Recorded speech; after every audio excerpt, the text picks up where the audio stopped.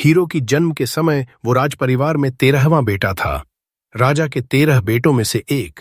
जब उसने आंखें खोली तो एक दयालु औरत उसे देख रही थी। हीरो सोचने लगा, ये मेरी माँ है या बस कोई नौकरानी। पर इससे पहले कि वो कुछ समझ पाता, एक बूढ़ा दाढ़ी वाला आदमी जो उसके पिता और राजा थे उसके पास आया। राजा ने उसे ऊपर से नीचे तक देखा और बोला, ये अपनी माँ जैसा लग रहा है। उसकी माँ तुरंत शर्मा गई और बोली, नहीं नहीं, इसकी आंखें और भौहें तो बिल्कुल राजा जैसी हैं। हीरो ने देखा कि वो अपना स्टैट देख सकता है, पर अभी कुछ भी समझ नहीं आ रहा था। अचानक एक कोट मेज आया, उसे गोद में लिया और राजा से बोला, इसका मैजिकल एफिनिटी वाटर का है। राजा खुशी से हंस पड़ा और बोला, जब ये बड़ा होगा तो दक्षिणी किंगडम्स की जमीनें इसे दी जाएंगी जहां ज्यादातर वाटर मेज क्लैंस रहते हैं। वो वहां न्याय से राज करेगा। फिर राजा ने मेज से कहा, इसके स्टैट्स भी देख लो। जैसे ही स्टैट्स खुले, पूरी कोर्ट में सन्नाटा छा गया। राजा भी अपनी आंखों पर यकीन नहीं कर पाया। कोई चिल्लाया, ये तो चमत्कार है। बाकी सब भी चैंट करने लगे। हीरो कंफ्यूज हो गया। उसने अपना स्टैट चेक किया तो पता चला, एसएस रैंक वाटर मेज। जन्म के समय एसएस रैंक, ये तो सुना भी नहीं गया था। 6 साल बीत गए। हीरो अब हेल्दी यंग लैड बन चुका था। उसने धीरे धीरे किंगडम ऑफ मिरर्स के बारे में जाना, जहां उसके पिता राज करते हैं। कई दशकों से यहां शांति है, कोई युद्ध नहीं। लोग राजा से बहुत प्यार करते हैं और उनके बेटों को भी लोकल लोग और नोबल फैमिलीज बहुत मानते हैं। पर हीरो को राजनीति में कोई इंटरेस्ट नहीं था, क्योंकि पिछले 6 सालों में उसने अपने बारे में एक खास बात पता की थी। उसके पास एक स्पेशल गिफ्ट था जिसके बारे में किसी को पता नहीं था। वो अपने सबऑर्डिनेट्स के एक्सपी को लीच कर सकता था। जितनी ज्यादा मेड्स उसके पास, उतना वो मजबूत होता जा सकता था। और बाकी लोगों की तरह लेवल कैप भी नहीं था उसके पास। हीरो अनलिमिटेड रैंक अप कर सकता था और प्लैनेट का सबसे ताकतवर मेज बन सकता था। उसकी मेड्स उसके प्रति पूरी लॉयल थीं। वो आपस में बात करती कि 6 साल की उम्र में भी हीरो कितना मैच्योर बिहेव करता है, जैसे कोई अडल्ट। वो जल्दी ब्रेकफास्ट के लिए डाइनिंग रूम में गया। सोच रहा था कि अभी उसकी एबिलिटीज और स्किल्स उम्र की वजह से लिमिटेड हैं, पर अगर वो ट्रेनिंग करता रहा तो तेजी से ग्रो करेगा और बड़े भाइयों से भी आगे निकल जाएगा। तभी एक खूबसूरत मेड आइवलिन आई और बोली, क्राउन प्रिंस और 4th प्रिंस दोनों आपसे मिलने आए हैं। हीरो ने जल्दी ब्रेकफास्ट खत्म किया। क्राउन प्रिंस को वेट नहीं कराना चाहिए, भले ही वो भाई ही क्यों ना हो। वो गेस्ट रूम में गया और एक घुटने पर बैठकर बोला, स्वागत है। क्राउन प्रिंस एल्बर्ट और 4th प्रिंस हेनरी। एल्बर्ट ने ठंडी नजरों से देखा और पूछा, कहाँ था तू? हेनरी ने गर्मजोशी से कहा, नोआ बड़ा होकर बहुत कर्टियस यंग मैन बन रहा है। एल्बर्ट बोला, तू एक दिन फाइन चांसलर बनेगा। फिर बोला, तेरे लिए गिफ्ट लाया हूं। उसने ताली बजाई। एक डरते हुए सर्वेंट छोटा सा कॉफिन लेकर आया, जिसमें से डेडली ऑरा निकल रही थी। हीरो कंफ्यूज हो गया, ये क्या अजीब गिफ्ट है? एल्बर्ट ने सर्वेंट को कॉफिन खोलने को कहा। सर्वेंट बहुत डरते हुए खोला। जैसे ही खुला, मरे हुए और डाइंग लोगों की ऑरा कमरे में फैल गई। हीरो को साफ महसूस हुआ। उसने कॉफिन में सोड देखा और सोचा, ये क्या था?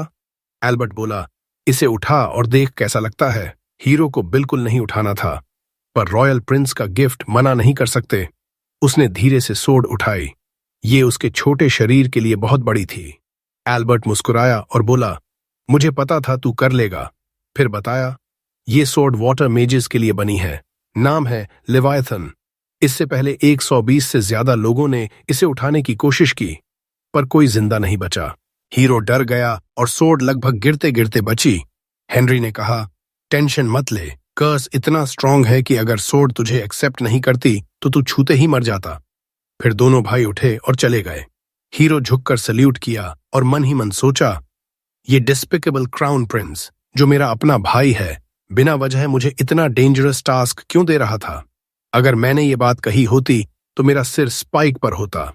शाम को बेड रेडी करते वक्त हीरो ने देखा एक मेड बहुत टेंस है। उसने पूछा, ठीक है क्या? जोई पहले हिचकिचाई, पर हीरो ने जोर दिया तो वो घुटने पर बैठ गई। बोली, मुझे कुछ दिन की छुट्टी चाहिए। मेरे गांव में फ्लड आया है, सब बह गया, परिवार भूखा है। मैं रेड लाइट डिस्ट्रिक्ट में बॉडी बेचकर पैसे जुटाऊंगी। हीरो ने कहा, रुक जा, तू मेरी पर्सनल मेड है, इतने लंबे समय के लिए नहीं जा सकती। अपनी माँ को एस्टेट पर ले आ, मैं उसे रियर गेट क्लोजर की जॉब दूंगा। महीने के $5000 मिलेंगे। जोई कंफ्यूज हो गई। ऐसी पोजीशन तो सुनी भी नहीं, और सैलरी इतनी ज्यादा। हीरो बोला, टेंशन मत ले। फिर कहा, कैपिटल के वेस्टर्न आउटस्कर्ट्स में एक खाली हाउस है, तू अपनी मां के साथ वहां रह सकती है। जोई की आंखों में आंसू आ गए। तभी बटलर डिलन आया और पूछा, कुछ चाहिए? हीरो ने पूछा, जोई के होम टाउन में फ्लड के बारे में पता है? फिर बोला, वहां जितनी हो सके उतनी लैंड खरीद लो। डिलन बोला, ये तो बैड इन्वेस्टमेंट है। हीरो बोला, लोगों को प्रोटेक्ट करना है, अगर हम नहीं करेंगे तो विलन्स लैंड ऑक्यूपाई कर लेंगे और स्क्वाटिंग शुरू कर देंगे। डिलन शॉक्ड हो गया। हीरो ने पूछा, क्या हुआ? डिलन बोला, आप इतनी छोटी उम्र में एक्सपीरियंस्ड आदमी जैसा फोरसाइट दिखा रहे हैं, कभी ऐसा अनुभव नहीं हुआ। फिर भी हीरो मन ही मन सोचा, प्रीवियस लाइफ में डिस्ट्रक्शन काफी देखी है, पर यह बात किसी को नहीं बता सकता। डिलन बोला, मेरे हिसाब से पूरी लैंड करीब $70 मिलियन की आएगी। जोई शॉक्ड हो गई। इस हीरो को भी पता था यह बहुत बड़ी रकम है। उसके रिटेनर्स साल में 80,000 कमाते हैं, उसके पास टैक्सेस और भाइयों के गिफ्ट से 50 मिलियन हैं, फिर भी 20 मिलियन कम पड़ रहे थे। उसने डिलन से कहा, कैपिटल के साउथ वाली लैंड बेच दो। डिलन शॉक्ड, वो तो फादर ने गिफ्ट दी थी, बेचना बहुत रूड होगा। हीरो बोला, टेंशन मत ले, मैं फादर से बाद में बात कर लूंगा। फिर कहा, नोबल्स का ड्यूटी है सब्जेक्ट्स के लिए सैक्रिफाइस करना, और जो नोबल मार्टर बनता है पब्लिक उसे बहुत प्यार करती है, ये आगे काम आएगा। डिलन झुक गया और बोला, मैं सब संभाल लूंगा। अगली सुबह हीरो अपनी मेड्स की आर्मी के साथ फ्लडेड एरिया इंस्पेक्ट करने तैयार हुआ। तभी फोर्थ प्रिंस हेनरी ने बुलाया। हीरो दौड़कर गया, वार्म ग्रीटिंग दी और माफी मांगी देर होने की। हेनरी बोला, कोई बात नहीं, कहां जा रहा है? हीरो बोला, दासा नाम का रीजन पूरी तरह फ्लड में है, वहां लैंड खरीदने और डैमेज असेस करने जा रहा हूं। हेनरी ने लेवायथन सोर्ड देखा और पूछा, इसे इस्तेमाल करने का प्लान है? हीरो बोला, बस जस्ट इन केस रखा है, अभी तक कुछ डिफरेंट फील नहीं हुआ। हेनरी उसे एकांत में ले गया और बोला, मुझे एल्बर्ट की सडन जेनरोसिटी पर शक हुआ। रिसर्च की तो पता चला, इस सोर्ड का बोना अपना माइंड है, ये सिर्फ ट्रू मास्टर को ओबे करती है। हीरो को याद आया वो विजन जिसमें पिछले लोग मरे थे। समझ गया, ये सोर्ड मैड डॉग जैसी है, ओनरशिप कमानी पड़ेगी। हेनरी बोला, सावधान रहना, जब तक जरूरी न हो इस्तेमाल मत करना, मुझे बैड फीलिंग है ये तेरी जान ले लेगी जैसे सैकड़ों की ले चुकी है। फिर हीरो दासा के लिए निकल गया। वहां पहुंचकर डिस्ट्रक्शन देखकर हैरान रह गया। डिलन से बोला, पास के गवर्नमेंट ऑफिस जाकर लैंड डीड्स पता करो। फिर जोई के साथ विलेज में गया, देखा लोग क्रूडली बने शेल्टर्स में गवर्नमेंट रिलीफ फूड ले रहे हैं। थोड़ा खुश हुआ, पर पॉरेज खाते ही खुशी गायब। इतना खराब कैसे हो सकता है? वो लोकल ऑफिशियल से शिकायत करने वाला था। तभी लॉर्ड गाल इंस्पेक्शन के लिए आया। हीरो सोचा अब ये खराब फूड पर एक्शन लेगा, पर गाल ने नाक बंद करके बोला, ये सफिशिएंट है। कुक्स खुश हो गए। चीफ कुक बोला, महल में आपका खाना तैयार है। गाल तुरंत फीस्ट के लिए चल पड़ा। हीरो से बर्दाश्त नहीं हुआ, सीधे आगे गया और बोला, गाल, तू करप्ट लिटिल बास्टर्ड है, टाइनी पीपी वाला। गाल का ईगो हर्ट हुआ और उसने सोर्ड निकाल ली। हीरो ने तुरंत लेवायथन को कॉल किया। उम्मीद की सोर्ड उसे मार डालेगी। सोर्ड उड़कर आई। पहले लगा ओबे कर रही है, पर अचानक रेजिस्ट करने लगी। पावरफुल सिनिस्टर ऑरा से हीरो जलने लगा, फिर भी हीरो पीछे नहीं हटा। आखिरकार सोर्ड पर काबू पा लिया। लेजेंडरी ब्लेड अडिजिटी अब उसकी थी। गाल का कोई चांस नहीं था। हीरो ने अटैक पैरी किया, फिर बोला, डिजास्टर के समय लोकल्स को चीट करने की सजा मौत है। एक स्विफ्ट स्लैश से सिर धड़ से अलग। सब शॉक्ड। गार्ड्स ने घेर लिया। हीरो मारा जाता, पर उसने सोर्ड जमीन में मारा। बहुत गहरा गड्ढा बन गया। केओस हुआ। नाइट रोवन आया, जो नए मैनेजर थे। उसने हीरो को पहचाना और घुटने पर बैठ गया। सबने फॉलो किया। हीरो बोला, सबसे पहले सबको अच्छा खाना मिलना चाहिए। रोवन माफी मांगकर काम पर लग गया। कुछ दिन बाद हीरो कैपिटल वापस बुलाया गया। सोचा डांट पड़ेगी, पर राजा ने तारीफ की। फिर स्टैट्स चेक किए, ग्रो हो चुके थे। राजा बोला, शुक्रिया, मुझे किंगडम चलाने में तुझे और मदद चाहिए। कुछ दिन कैपिटल में रहा। ये किंगडम का दिल था, सबसे प्रॉस्परस जगह। टैलेंटेड लोग यहां काम ढूंढने आते थे। हीरो का प्लान था किसी टैलेंटेड को अपने साथ जोड़ना, स्टैट्स बढ़ाना। पहली कैंडिडेट एक यंग गर्ल जो इनक्रेडिबल सिंगर थी, अप एंड कमर के तौर पर चर्चा में थी। हीरो ने थिएटर पता किया, जोई के साथ बैठ गया। जल्दी ही टॉप हैट वाली यंग गर्ल एली स्टेज पर आई। गाना शुरू किया। हीरो उसकी आवाज में खो गया। टेक्निकल बेस्ट नहीं, पर पैशन बहुत था। सोचा राइट ट्रेनिंग से ग्रेट बन सकती है। उसे अंडर विंग लेने का मन हुआ, पर परफॉर्मेंस खत्म होने से पहले गूंज थिएटर में घुस आए। चिल्लाए, ऑली डम एस बंद कर। सब डर गए। गूंज स्टेज की तरफ बढ़े। एक वर्कर रोकना चाहा, पर फैटी ने धक्का दिया और स्टेज पर चढ़ गया। ऑली से बोला, पैसे दे, तेरे पिता का डेट है, ये सिंगिंग से पैसे नहीं आएंगे।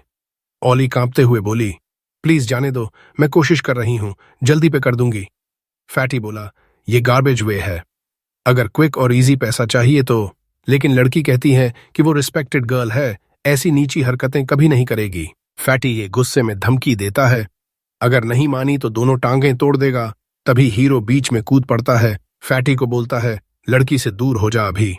फैटी मुड़कर हीरो को कहता है, जा अपनी मॉम की गोद में बैठ, दूध पी, वरना तेरी पिटाई कर दूंगा। हीरो को कोई फर्क नहीं पड़ता। वो सीट से कूदता है और स्टेज की तरफ बढ़ता है। बोलता है, बच्चों को उनके पेरेंट्स की लॉ मानने के लिए मजबूर करना इलीगल है, इंपीरियल लॉ के अकॉर्डिंग। और किसी को डेट चुकाने के लिए बॉडी बेचने के लिए फोर्स करना भी इलीगल है। फैटी गुस्से में हीरो का कॉलर पकड़ता है, उसे हवा में उठा लेता है। कहता है, आज तेरा आखिरी दिन है धरती पर। लेकिन उसे पता नहीं किससे पंगा ले रहा है। हीरो बस उंगलियों की एक हल्की सी हरकत करता है और मेनेसिंग पर्पल ऑरा बनती है। तीनों गूंज जमीन पर गिर पड़ते हैं। हीरो सोर्ड निकालता है और फैटी की तरफ तान देता है। गूंज समझ जाते हैं कि अब केस हाथ से निकल गया है। वे पूंछ दबाकर भागने लगते हैं। जोई घायल वर्कर के पास जाती है और उसे उठाने में मदद करती है। हीरो वर्कर से कहता है, अगर ये लोग दोबारा आएं किसी को हरास करने तो मुझे भेज देना। जोई उसे बिजनेस कार्ड देती है। वर्कर हैरान हो जाता है, ये लड़का असल में इस किंगडम का प्रिंस है। हीरो को फैनफेयर से कोई मतलब नहीं। वो मुड़कर आली से पूछता है, तुम्हारा मंथली एक्सपेंस कितना है? वो सोचती है, अपनी माँ के ट्रीटमेंट का भी खर्चा है। फिर बताती है, लगभग $600 के आसपास। हीरो कहता है, मैं तुम्हें हर महीने $2500 दूंगा ताकि तुम सिंगिंग पर फोकस कर सको और बेहतर बन सको। वो सुनकर शॉक्ड हो जाती है, यकीन नहीं होता। हीरो आगे कहता है, जैसे जैसे तुम बेहतर होती जाओगी सैलरी भी बढ़ती जाएगी। फिर वो कहता है, बस गाना पूरा करो, मुझे अंत सुनना है। और वापस अपनी सीट पर चला जाता है। शाम को जब हीरो घर लौटता है, मेड्स उसे ग्रीट करती हैं। तभी वो देखता है, दोपहर के वे गूंज जमीन पर सिर झुकाए खड़े हैं, बेगिंग कर रहे हैं कि उन्हें ऑडियंस मिले, माफी मांगना चाहते हैं। हीरो समझ जाता है, अब इन्हें पता चल गया कि वो प्रिंस है। फिर भी वो इन्हें एंटरटेन नहीं करता। मेड से कहता है, इन्हें वापस भेज दो, प्रिंस के पास रैंडम लोगों से मिलने का टाइम नहीं है। तभी उसका बड़ा भाई हेनरी आता है। कहता है, सही फैसला किया, इन प्लेब्स से कभी भी मिलने लगोगे तो प्रिंस की अथॉरिटी कम हो जाएगी। हीरो बताता है, सिर्फ इसलिए नहीं टाला, मैं चाहता हूं कि ये सोचें कि मैं अभी भी उस लड़की वाली हरकत से बहुत गुस्से में हूं। शायद इससे डर जाएं और दोबारा उसे परेशान न करें। हेनरी पूछता है, वो लड़की कौन है? तुम इतना इन्वेस्टेड क्यों हो? हीरो कहता है, वो बहुत अच्छी सिंगर है, अगर वो इम्प्रूव करती रही तो किंगडम के लिए एसेट बन सकती है। हेनरी मुस्कुराता है, कहता है, तुम बहुत यंग हो, फिर भी सिचुएशन की कॉम्प्लेक्सिटी समझते हो जैसे एडल्ट। गैरी तुम्हारे एज का है, लेकिन बच्चा बना रहता है, तुम जितने स्मार्ट नहीं है वो। हीरो पोलाइटली कहता है, गैरी भी जल्दी समझने लगेगा। वो जानता है कि हेनरी और गैरी असली ब्लड ब्रदर्स हैं, सेम मदर से। वो अलग मदर से है। हेनरी बात को सोड पर ले आता है। कहता है, सोचा नहीं था पॉसिबल होगा, लेकिन तुमने सीरियसली सोड मास्टर कर लिया। पूछता है, वो सोड कहाँ है? इतना बड़ा कैसे कैरी करते हो? हीरो उठता है, मैजिक यूज करता है। सोड तुरंत उसके सामने समन हो जाता है। हेनरी शॉक्ड हो जाता है। कहता है, पहली बार किसी को ऐस से चीज निकालते देखा, कितना अंदर डाला था, दर्द हुआ। हीरो हंसते हुए कहता है, ऐसा कुछ नहीं, सोड को स्मॉल साइज में श्रिंक करता हूं, फिर स्लीव के अंदर हाइड कर देता हूं। हेनरी हैरान होकर बैठ जाता है। सांस छोड़ते हुए कहता है, तुम सच में अमेज करते हो। ये सोड कर्स्ड माना जाता था। 200 साल से ज्यादा समय से नेशनल ट्रेजर्स में बंद था। रिटन हिस्ट्री में कोई नहीं जीत पाया था इस ब्लेड को। रात को हीरो एक सेलिब्रेशन में जाता है वहां वो गूंज अभी भी जमीन पर पड़े दिखते हैं। फैटी फिर गुस्सा होकर चिल्लाता है, मुझे इग्नोर मत कर, कहीं भी मार सकता हूं तुझे, हाई एंड माइटी मत बन। हीरो जवाब में सोर्ड से थोड़ी सी एनर्जी रिलीज करता है। फैटी फिर घुटनों पर गिर पड़ता है। हीरो कैरेज में बैठकर वहां से निकल जाता है।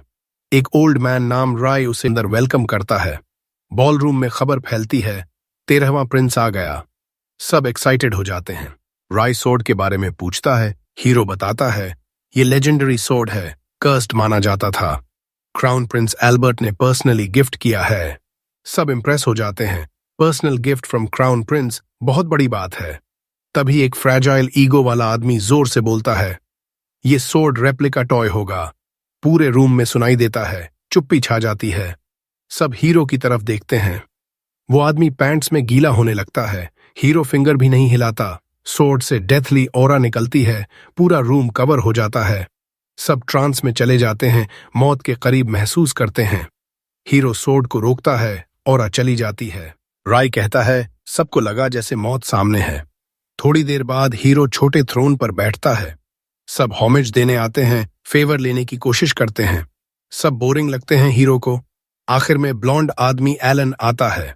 अपनी अडॉप्टेड डॉटर सिंडी को इंट्रोड्यूस करता है। लड़की हीरो के प्रेजेंस से अलर्ट लगती है। हीरो इग्नोर करता है। एलन से पूछता है, कैसे अडॉप्ट किया? एलन बताता है, स्लेव मार्केट से खरीदा था। बहुत will power, quick learner, socially intelligent. कोई अपना बच्चा नहीं था तो अडॉप्ट कर लिया। हीरो मुस्कुराता है, कहता है, ऐसी स्टोरीज पसंद है मुझे। दोनों को मैंशन पर इनवाइट करता है और बात करने को। एलन खुश हो जाता है। हीरो बाद में रे को बताता है, मैंने इन्हें इसलिए एक्नॉलेज किया क्योंकि सिंडी मेरी पावर के बारे में अवेयर है। डेमोन्स्ट्रेशन के लिए थोड़ी एनर्जी रिलीज करता है। सिंडी तुरंत मुड़कर चेक करती है, अटैक तो नहीं आ रहा। कुछ दिन बीतते हैं। हीरो मार्केट में स्ट्रोल कर रहा होता है। 8th प्रिंस ऑस्कर मिलता है। दोनों साथ मार्केट घूमते हैं, इंटरेस्टिंग चीजें देखते हैं। एक ग्रिमवार दिखता है। जैसे ही हीरो उठाता है, उसका एक स्टैट S रैंक हो जाता है। इंटरेस्टेड होकर खरीद लेता है। सॉर्ड रिएक्ट करता है। ऑस्कर पहचानता है, पुराना मैजिकल टोम है। अचानक किताब खुलती है। ह्यूज मॉन्स्टर बाहर निकलता है। ऑस्कर हीरो को सेफ्टी में जाने को कहता है। हीरो सोर्ड निकालकर डीमन के सामने खड़ा हो जाता है। पहली बार स्लाइस फेल हो जाता है। फिर एक्स्ट्रा मैजिक यूज करता है, अपवर्ड्स एम करता है, मॉन्स्टर डिस्ट्रॉय हो जाता है। ऑस्कर सोचता है, मेरा छोटा भाई कितना स्ट्रांग है। शॉपकीपर दौड़कर आता है, बो करता है। अपनी शॉप का एक आइटम दिखाता है, मैजिकल रिंग। कहता है, ये रिंग किसी को ओनर नहीं माना अब तक। हीरो थंब में पहनता है। मैजिक एक्टिवेट होती है। पूरा बॉडी ब्यूटीफुल आर्मर से कवर हो जाता है। Shopkeeper shocked. हीरो को पसंद आता है, तुरंत खरीद लेता है। ऑस्कर कहता है, गिफ्ट है मेरा, मत पे करो। फिर हीरो थिएटर जाता है आली को देखने। कैरेज से उतरते ही फैटी सोर्ड से अटैक करता है। हीरो रिंग का शील्ड यूज करके ब्लॉक कर लेता है। कैरेज ड्राइवर फैटी को सबड्यू करके पकड़ लेता है। हीरो इग्नोर करता है, ऑडिटोरियम में जाता है। वहां 2 ड्रंक मैन आली के ऊपर लड़ रहे हैं। हीरो मैजिक से उनके क्लोथ्स डिस्ट्रॉय कर देता है। वे नेकेड भाग जाते हैं। हीरो ओनर को बुलाता है। सिक्योरिटी की कमी पर डिसअपॉइंट बताता है। पूरी थिएटर खरीदने का ऑफर देता है। ओनर हेजिटेट करता है। $1,00,000 निकालती है। ओनर तुरंत बेच देता है। जोई थैंक्स करती है, डेट रिपे नहीं कर पाएगी। हीरो कहता है, सिंगिंग पर फोकस करो, एक दिन किंग के सामने गाना है तुम्हें। फिर बैठ जाता है। आली उसके लिए स्पेशल सॉन्ग गाती है। अगले दिन मेड्स हीरो को रेडी करती हैं। अपॉइंटमेंट है, डेड नाम का गवर्नर मिलने आया है। हॉल जॉय रीजन का गवर्नर हीरो के डोमेन में। हीरो उसे बुलवाता है। डेड नील करके फॉर्मल स्पीच शुरू करता है। हीरो स्किप करने को कहता है, बैठने को बोलता है। पूछता है, पहले मिले थे ना 2.5 साल पहले? डेड हाँ कहता है। हीरो पूछता है, जॉब कैसी चल रही है? फ्लड के बाद सिचुएशन? डेड का चेहरा ग्लूमी हो जाता है। हीरो समझ जाता है, हालत अच्छी नहीं। हॉलजॉय एम्पायर का मेजर फूड ग्रेन एरिया है, लेकिन फ्लड प्रोन है। एम्परर ने वाटर मेज बैकग्राउंड वाले डेड को इसलिए गवर्नर बनाया था। हीरो प्रॉब्लम्स पूछता है। डेड बताता है, फंडिंग नहीं है, बिना पैसे के कुछ नहीं हो सकता। हीरो हैरान, इंपीरियल ऑर्डर था फंड्स इश्यू करने का। डेड कहता है, होम मिनिस्ट्री फंड्स रोक रहा है, एक्सक्यूजेस बनाता है। हीरो समझता है, डेड को साथ लेकर फाइनेंस मिनिस्टर मैवरिक के पास जाता है। मैवरिक जूसी स्टेक खा रहा है। हीरो सीधा पूछता है, हॉलजॉय को रीबिल्ड के पैसे क्यों नहीं दे रहे? मैवरिक रीजन बताने लगता है। हीरो वॉर्न करता है, अगर बोला कि बच्चा नहीं समझेगा तो स्टेक तेरी गांड से खिला दूंगा। मैवरिक अनॉयड लेकिन प्रिंस से नहीं बोल पाता। बताता है, एम्परर ने फ्लड की वजह से टैक्स एग्जेम्प्ट कर दिया था साल भर। सेव्ड मनी से रीबिल्ड कर लो।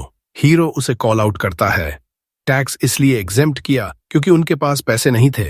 फिर पूछता है, हॉलजॉय के लोगों के पास पैसे हैं क्या? मुझे अंडर एस्टिमेट कर रहे हो क्योंकि मैं किड हूं। मैवरिक घबरा जाता है। स्टोरी चेंज करता है। अभी मिनिस्ट्री के पास पैसा नहीं, एम्परर के लिए समर रिट्रीट बना रहे हैं। ग्रैंड होना चाहिए, पूरा सिटी बन रहा है लग्जरी के लिए। डेड सोचता है, अब एम्परर का नाम आया, कुछ नहीं कह सकते, लेकिन हीरो एम्परर का बेटा है। हीरो बोलता है, एम्परर का डिसरिस्पेक्ट कर रहे हो। वो लग्जरियस विला चाहेगा जबकि लोग स्ट्रगल कर रहे हैं। मैवरिक घुटनों पर गिरता है, कहता है, मिसअंडरस्टैंडिंग है। तुरंत फंड्स डिस्ट्रीब्यूट करवाता हूं। सर्वेंट्स को ऑर्डर देता है। हीरो चाय पीते हुए काम बैठता है। डेड नेगोशिएशन से इम्प्रेस्ड हो जाता है। हीरो की स्किल्स देखकर वो बहुत तारीफ करने लगता है। कहता है कि तुम्हारे पास कमाल की स्किल्स हैं, तुमने एक पुराने चालबाज को आसानी से पकड़ लिया। फिर माफी मांगता है कि वो तुम्हें इस्तेमाल करके पैसे निकालने की कोशिश कर रहा था। जमीन पर गिरकर ग्राल को प्रणाम करता है। हीरो को भी समझ आ जाता है कि डेड बस प्रिंस होने की वजह से मंत्री पर दबाव डालकर पैसे लेना चाहता था, लेकिन हीरो को कोई फर्क नहीं पड़ता क्योंकि वो लोगों की मदद तो करता ही।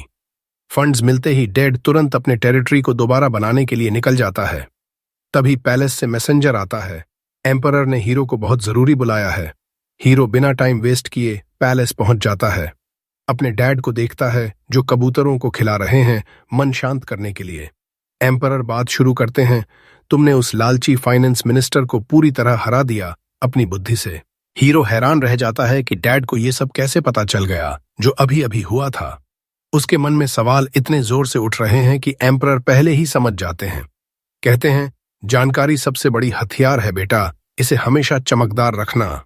हीरो ये बात दिल में उतार लेता है। फिर कहता है कि मैंने तो बस जो सही था वो किया। एम्परर जवाब देते हैं, सही काम करना ज्यादातर लोगों के लिए आसान नहीं होता। वो तारीफ में बह जाते हैं और सही गलत भूल जाते हैं। फिर मुड़कर हीरो के सिर पर प्यार से हाथ फेरते हैं। कहते हैं, 6 साल की उम्र में तुम दुनिया के ज्यादातर लोगों से बेहतर हो। फिर कहते हैं, उठो बेटा, तुमने लेजेंडरी सोर्ड लेवायथन को मास्टर कर लिया है, जिसका डरावना इतिहास देखकर लोग डर जाते हैं। हीरो को भी अब समझ आ रहा है कि सोर्ड कितना खतरनाक है, कई उदाहरण देख चुका है। एम्परर कहते हैं, अब तुम्हें इस वेपन को सही तरीके से इस्तेमाल करने की तकनीक भी सीखनी चाहिए, इसलिए मैंने तुम्हारे लिए एक सोर्ड्समैनशिप इंस्ट्रक्टर रखा है। तुरंत एक अनुभवी नाइट डेमियन घुटनों पर बैठ जाता है। एम्परर बताते हैं, ये एम्पायर का सबसे बड़ा सोर्ड्समैन है। डेमियन तुरंत कहता है, मुझे प्रिंस के साथ एक बाउट करने की इजाजत दीजिए। मैं उसकी रॉ स्किल और पोटेंशियल देखना चाहता हूं, तभी स्टूडेंट बनाऊंगा। एम्परर इजाजत दे देते हैं। हीरो समझ जाता है कि डैड को डेमियन पर पूरा भरोसा है। डेमियन अपनी बड़ी स्वॉर्ड निकालता है। कहता है, जितना चाहो अटैक करो। हीरो स्टांस लेता है, लेकिन तभी उसका स्वॉर्ड बेकाबू होने लगता है। वो उसे काबू करने की कोशिश करता है और अटैक करता है। डेमियन उसके पहले स्ट्राइक से इम्प्रेस हो जाता है। हीरो को लेवायथन के पिछले यूजर्स की यादें आने लगती हैं। उन यादों से वो कुछ ही झटकों में डेमियन को डिसआर्म कर देता है। नाइट हार मान लेता है। एम्परर से कहता है, मैं इसे कुछ नहीं सिखा सकता, इसकी टेक्निक स्वॉर्ड मास्टर के लेवल पर है। एम्परर गर्व से हंसते हैं, फिर हीरो को रिवॉर्ड देते हैं। इस साल के नाइट सिलेक्शन एग्जाम का हेड जज तुम बनोगे। हीरो खुशी खुशी जिम्मेदारी ले लेता है क्योंकि उसे पता है एम्पायर के सारे स्किल्ड वॉरियर्स इसमें हिस्सा लेते हैं। जीतने वाला नोबिलिटी रैंक तक पहुंच सकता है। विनर का पहला काम हेड जज का सबोर्डिनेट बनना होता है। हीरो सोचता है, एक मजबूत वॉरियर मेरे कमांड में होगा तो मैं और स्ट्रांग हो जाऊंगा। एम्परर पूछते हैं, एग्जाम एलिमिनेशन मोड में हो या लीग फॉर्मेट में? लेकिन हीरो जवाब देने की बजाय सरप्राइज रिक्वेस्ट करता है।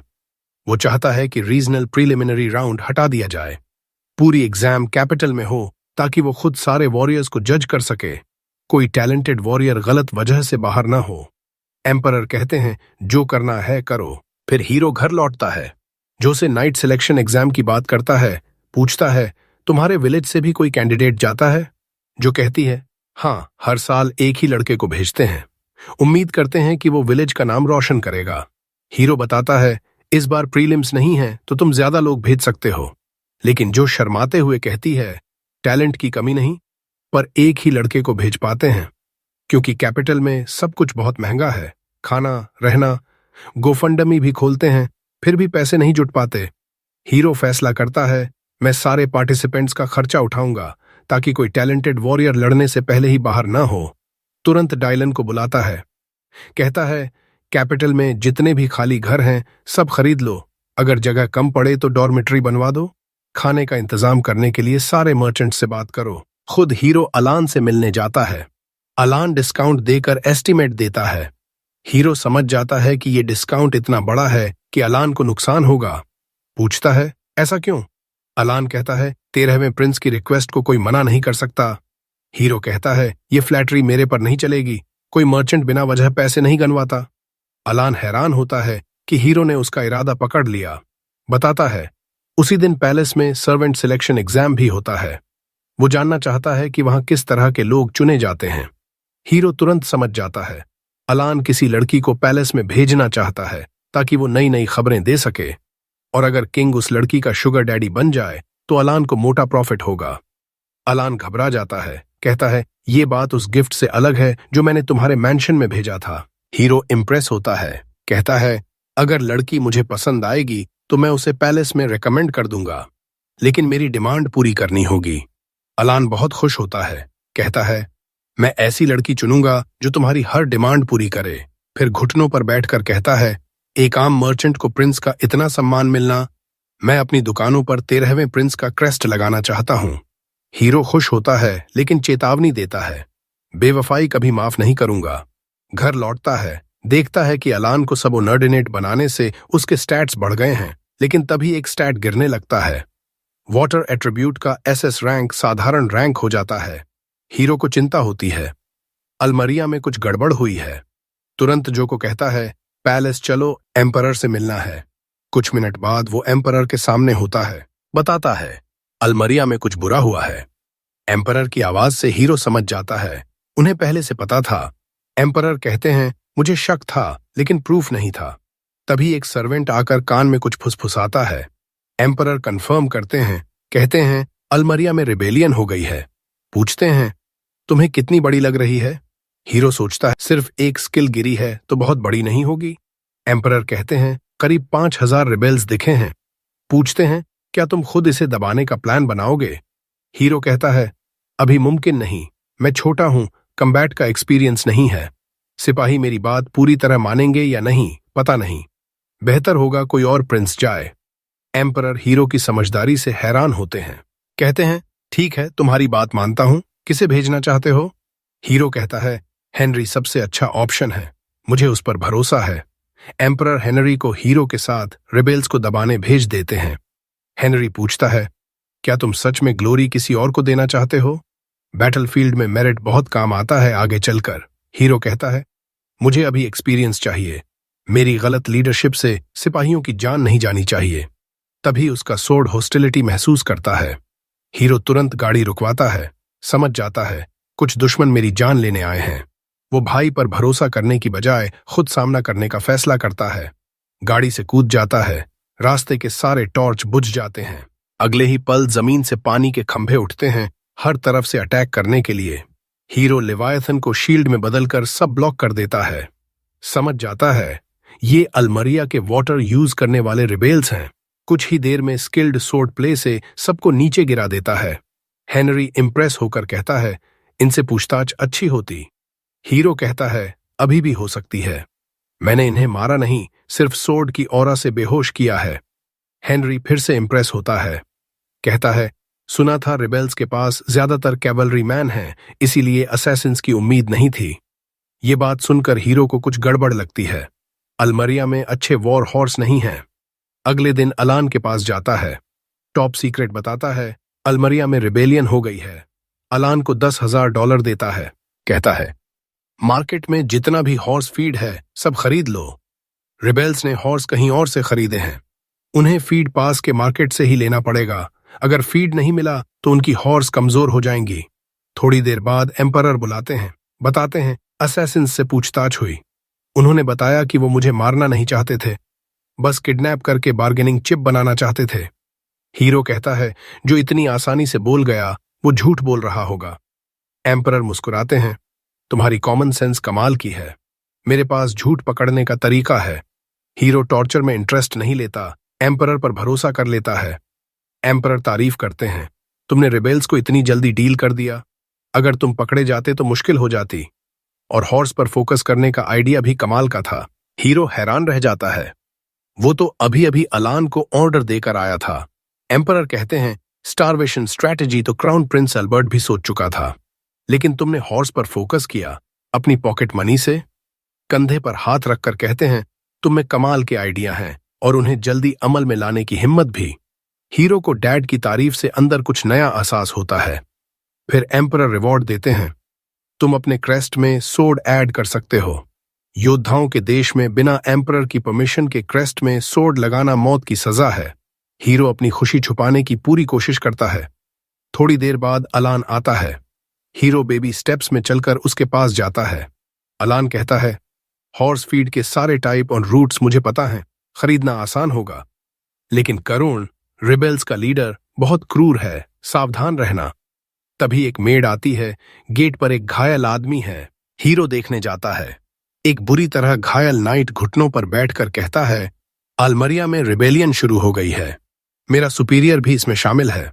मैंने उसका साथ नहीं दिया, बल्कि आपको रिपोर्ट करने आया। अलान सोचता है ये आदमी बेकार में जान जोखिम में डाल आया, हमें तो पहले से पता था। हीरो शुक्रिया अदा करता है, मेड को ऑर्डर देता है इसका इलाज करो। जाते जाते मुड़कर कहता है इस नाइट को $1000 रिवॉर्ड दो। अलान पूछता है पहले से पता थी, जानकारी के लिए पैसे क्यों जला रहे हो? हीरो कहता है मैं जानकारी के लिए नहीं, उसकी लॉयल्टी और बहादुरी के लिए रिवॉर्ड दे रहा हूं। रात को जो ऑफिस में आती है बहुत परेशान, जमीन पर गिर पड़ती है। हीरो पूछता है क्या हुआ? जो पहले $500 की थैली और एक छोटी बोतल देती है, कहती है किसी अनजान आदमी ने ये रिवॉर्ड दिया। बोतल में स्लीपिंग मेडिसिन है, मुझे तुम्हें ये पिलाकर रिबेल्स के हवाले करना था। हीरो समझ जाता है रिबेल्स मुझे हर हाल में चाहते हैं। पूछता है बोतल मेरे पास क्यों लाई? जो रोने लगती है, कहती है उन्होंने धमकी दी थी कि अगर मैंने ऐसा नहीं किया तो मुझे मार देंगे, लेकिन मैं तुम्हें कभी धोखा नहीं दे सकती। हीरो चुपचाप डेस्क पर जाता है, $5000 का चेक लिखता है। कहता है ये तुम्हारा रिवॉर्ड है क्योंकि तुमने अपनी लॉयल्टी इतने सस्ते में नहीं बेची। वो लड़की कहती है कि वो इसे एक्सेप्ट नहीं कर सकती, लेकिन हीरो उसे कहता है कि अच्छी लड़की बनो और रिवॉर्ड ले लो। वो रोने लगती है और थैंक यू बोलती है, लेकिन हीरो कहता है कि उसे उसके लिए कुछ करना होगा। वो बताता है कि वो मेडिसिन पीकर बेहोश हो जाएगा और फिर वो उसे उन लोगों के पास ले जाएगी जिन्होंने उससे कांटेक्ट किया था। वो उसे कहता है कि जैसे ही उसे सौंप देना तुरंत भाग जाना ताकि वो उसे साइलेंस न कर दें। जोई बहुत डर जाती है इस बात से, लेकिन हीरो ने मन बना लिया है उन डेस्परेट रेबल्स से मिलने का। कुछ घंटों बाद हीरो कहीं सुनसान जगह पर जागता है। वो सुनता है कि किडनैपर्स बात कर रहे हैं कि उसे किल करना लास्ट रिजॉर्ट है। कारून के ऑर्डर्स के मुताबिक उसे सेफ रखना है। हीरो दवा का असर पूरी तरह खत्म होने देता है, फिर चेक करता है अपनी सिचुएशन। हाथ पैर बंधे हुए हैं, लेकिन रेबल्स तो सर्च एंड डिस्ट्रॉय खेलने में बिल्कुल जीरो हैं, क्योंकि उन्होंने इस बार लेवायथन को हीरो के कान में छुपा हुआ नहीं देखा, पिछली बार की तरह ऐस में नहीं। हीरो उसे निकालता है, नॉर्मल साइज में लाता है, फिर मैजिक रिंग से वाटर ब्लेड बनाकर रोप काट देता है। अब वो सोड की मेमोरीज से देखता है कि उसके साथ क्या हुआ। वो खुद को अनकॉन्शियस देखता है। ऑफिस में जोई भाग रही है, रेबल्स उसे सराउंड कर लेते हैं। वो जोई को इग्नोर करते हैं क्योंकि हीरो को मैंशन से बाहर निकालना टॉप प्रायोरिटी था। फिर उसे ओपन कैरेज में ले जाते हैं। रिकैप पूरा होने के बाद हीरो तैयार हो जाता है रेबल्स से निपटने के लिए। वो कैंप फायर के आसपास ब्रेक ले रहे हैं। उनका लीडर गुस्सा हो जाता है कि किसने इतने खराब नॉट्स बांधे। तभी हीरो सोड लेकर कूद पड़ता है। बैंडिट्स उसे अंडर एस्टिमेट करते हैं और कहते हैं अच्छे से सरेंडर कर दो, इस बार तुम्हारा ब्रदर यहां नहीं है प्रोटेक्ट करने के लिए। एक अपना सोड निकालता है हीरो को रिकैप्चर करने के लिए, लेकिन वो एक कदम भी आगे नहीं बढ़ पाता। हीरो चार्ज करता है और उसके नेक की सारी वेन्स और आर्टरीज चीर देता है। पहला रेबल मरता है, बाकी डर जाते हैं। हीरो कहता है कि वो इन्फॉर्मेशन लेना चाहता था, लेकिन यहाँ सब इडियट हैं। ये भी नहीं जानते कि असैसिन्स को हेनरी ने नहीं हराया था। रेबल्स लड़ने को तैयार होते हैं, लेकिन हीरो उन्हें एफर्टलेसली स्मोक कर देता है। तभी वो देखता है जोई नाइट्स का ग्रुप लेकर आ रही है। वो पूछता है, तू यहाँ क्या कर रही है? जोई कहती है वो बहुत वरी हो गई थी, इसलिए नाइट्स को लेकर सेव करने आई, लेकिन जरूरत नहीं पड़ी क्योंकि सब रेबल्स पहले ही हार चुके हैं। हीरो आगे बुलाता है नाइट्स के कैप्टन को और कहता है रेबल्स को ले जाओ। तभी एक रेबल के हाथ से वियर्ड लुकिंग डैगर गिरता है। एक नाइट उसे उठाने वाला होता है, लेकिन हीरो को सेंस होता है कुछ गड़बड़ है। वो तुरंत स्टॉप बोलता है, सबको पीछे हटने को कहता है। वो डैगर की तरफ बढ़ता है, उसमें स्ट्रॉन्ग कर्स्ड एनर्जी निकल रही है। हीरो को लेवायथन की मास्टरी की वजह से फील हो रही है। उसे याद आता है रेबल्स की बात कर्स्ड डैगर की, जो लास्ट रिजॉर्ट में यूज करने वाली थी उसे किल करने के लिए। वो कर्स लगाने वाले की हेट्रेड सेंस करता है और एक पल के लिए उसका चेहरा भी दिखता है। हीरो तुरंत रिकॉग्नाइज कर लेता है वो रेबल्स का लीडर है। वो डिसाइड करता है पर्सनली डील करने का। हीरो लेवायथन से पूछता है क्या वो प्लान में हेल्प कर सकता है, क्योंकि लेजेंडरी वाटर एलिमेंट सोर्ड के लिए ये आसान होगा। लेवायथन ग्लो करता है पॉजिटिव आंसर में। हीरो उसकी कर्स्ड एनर्जी चैनल करता है और कर्स्ड वाटर की स्ट्रीम स्काई की तरफ शूट करता है। वो स्ट्रीम क्लाउड्स के ऊपर से गुजरती है, एम्पायर के आधे रास्ते तक जाती है और कारफन को हिट कर देती है। अगले दिन एम्परर हीरो को फिर समन करता है। वो नीचे झुककर हीरो के शोल्डर्स पर हाथ रखता है, प्रेज करने के लिए उस एक्स्ट्रॉर्डिनरी फीट के लिए। रिपोर्ट आया था कि रेबल्स के लीडर की मौत हो गई, फोरहेड के बीच में होल बना वाटर जेट से। एम्परर जानता है ये हीरो के अलावा कोई नहीं कर सकता। हीरो कंफर्म करता है। वो कहता है कर्स्ड डैगर की हेट्रेड से लॉक ऑन किया रेबल लीडर पर, फिर हंड्रेड्स ऑफ माइल्स दूर से नो स्कोप हेडशॉट मार दिया। लीडर मरने के बाद रेबल्स को सप्रेस करना हेनरी के लिए इजी पीजी हो जाता है। जल्दी ही सब लोग अरेस्ट हो जाते हैं। ह्यूज असेंबली बुलाई जाती है पनिशमेंट डिसाइड करने के लिए। एम्परर ऑर्डर देता है कल्प्रिट्स को ड्रॉन एंड क्वार्टर्ड करने का। गूगल करके देख लेना क्या मतलब होता है।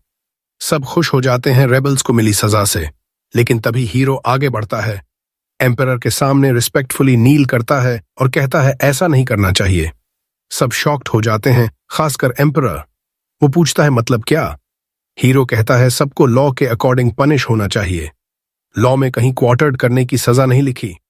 रेबल लीडर्स को स्प्लिट इन हाफ करना है, बाकी को गुलक भेजना है। हीरो इंसिस्ट करता है लॉ फॉलो करो। एम्परर पूछता है इतनी ब्रूटल डेथ से कैसे इनकार कर सकता है जो उसके टेरिटरी में रेबल हुए। हीरो सिंपली कहता है अगर एम्परर लॉ तोड़ेगा तो उसकी रेप्यूटेशन और लोगों पर नेगेटिव इफेक्ट पड़ेगा। सब स्पीचलेस हो जाते हैं, लेकिन एम्परर मान जाता है। कहता है लॉ फॉलो करेंगे, लेकिन मैक्सिमम पनिशमेंट देंगे जो लॉ अलाउ करता है बिना मर्सी के। हीरो को कोई प्रॉब्लम नहीं। एम्परर प्राइम मिनिस्टर को ऑर्डर देता है लॉ फॉलो करवाने का रेबल्स की पनिशमेंट में। पूरी कोर्ट हीरो की तारीफ करने लगती है कि एम्परर के सामने इतने बोल्डली खड़ा हुआ, उसकी मिस्टेक करेक्ट की। सब उसे फ्यूचर लेजेंड कहकर ग्लेज करने लगते हैं। एम्परर को भी गर्व होता है। वो सोचता है रिवॉर्ड देना चाहिए, हीरो को लॉ ब्रेक करने से रोका। कुछ सोचने के बाद एम्परर डिसाइड करता है टाइटल देने का। वो कहता है उसके कोई भी बच्चा उससे स्टैंड अप कर सकता है, लेकिन राइट रीजन से करना अलग बात है। हीरो ने यही किया, क्लेवर और ब्रेव दिखाया पूरी कोर्ट के सामने। इसलिए एम्परर उसे टाइटल देता है वाइज प्रिंस का। चेंज तुरंत हीरो के स्टेटस विंडो में रिफ्लेक्ट हो जाता है। एम्परर आगे कहता है अगर हीरो 10 साल पहले पैदा हुआ होता तो और बेहतर होता, लेकिन वो क्लियरली नहीं कहता कि थ्रोन का कंटेंडर होता। कोर्ट अचानक हीरो के लिए चीयर करने लगती है उस स्टेटमेंट पर। फिर एम्परर पूछता है अपकमिंग नाइट सिलेक्शन एग्जाम की प्रिपरेशंस के बारे में। हीरो परमिशन मांगता है प्लान्स बाद में शेयर करने का। एम्परर अलाउ कर देता है कोर्ट प्रोसीडिंग्स खत्म होने के बाद। वो फाउंटेन एरिया में जाते हैं। हीरो टी सिप कर रहा है। 4 सर्वेंट्स उसके चारों तरफ वाटर बकेट्स लेकर खड़े हैं।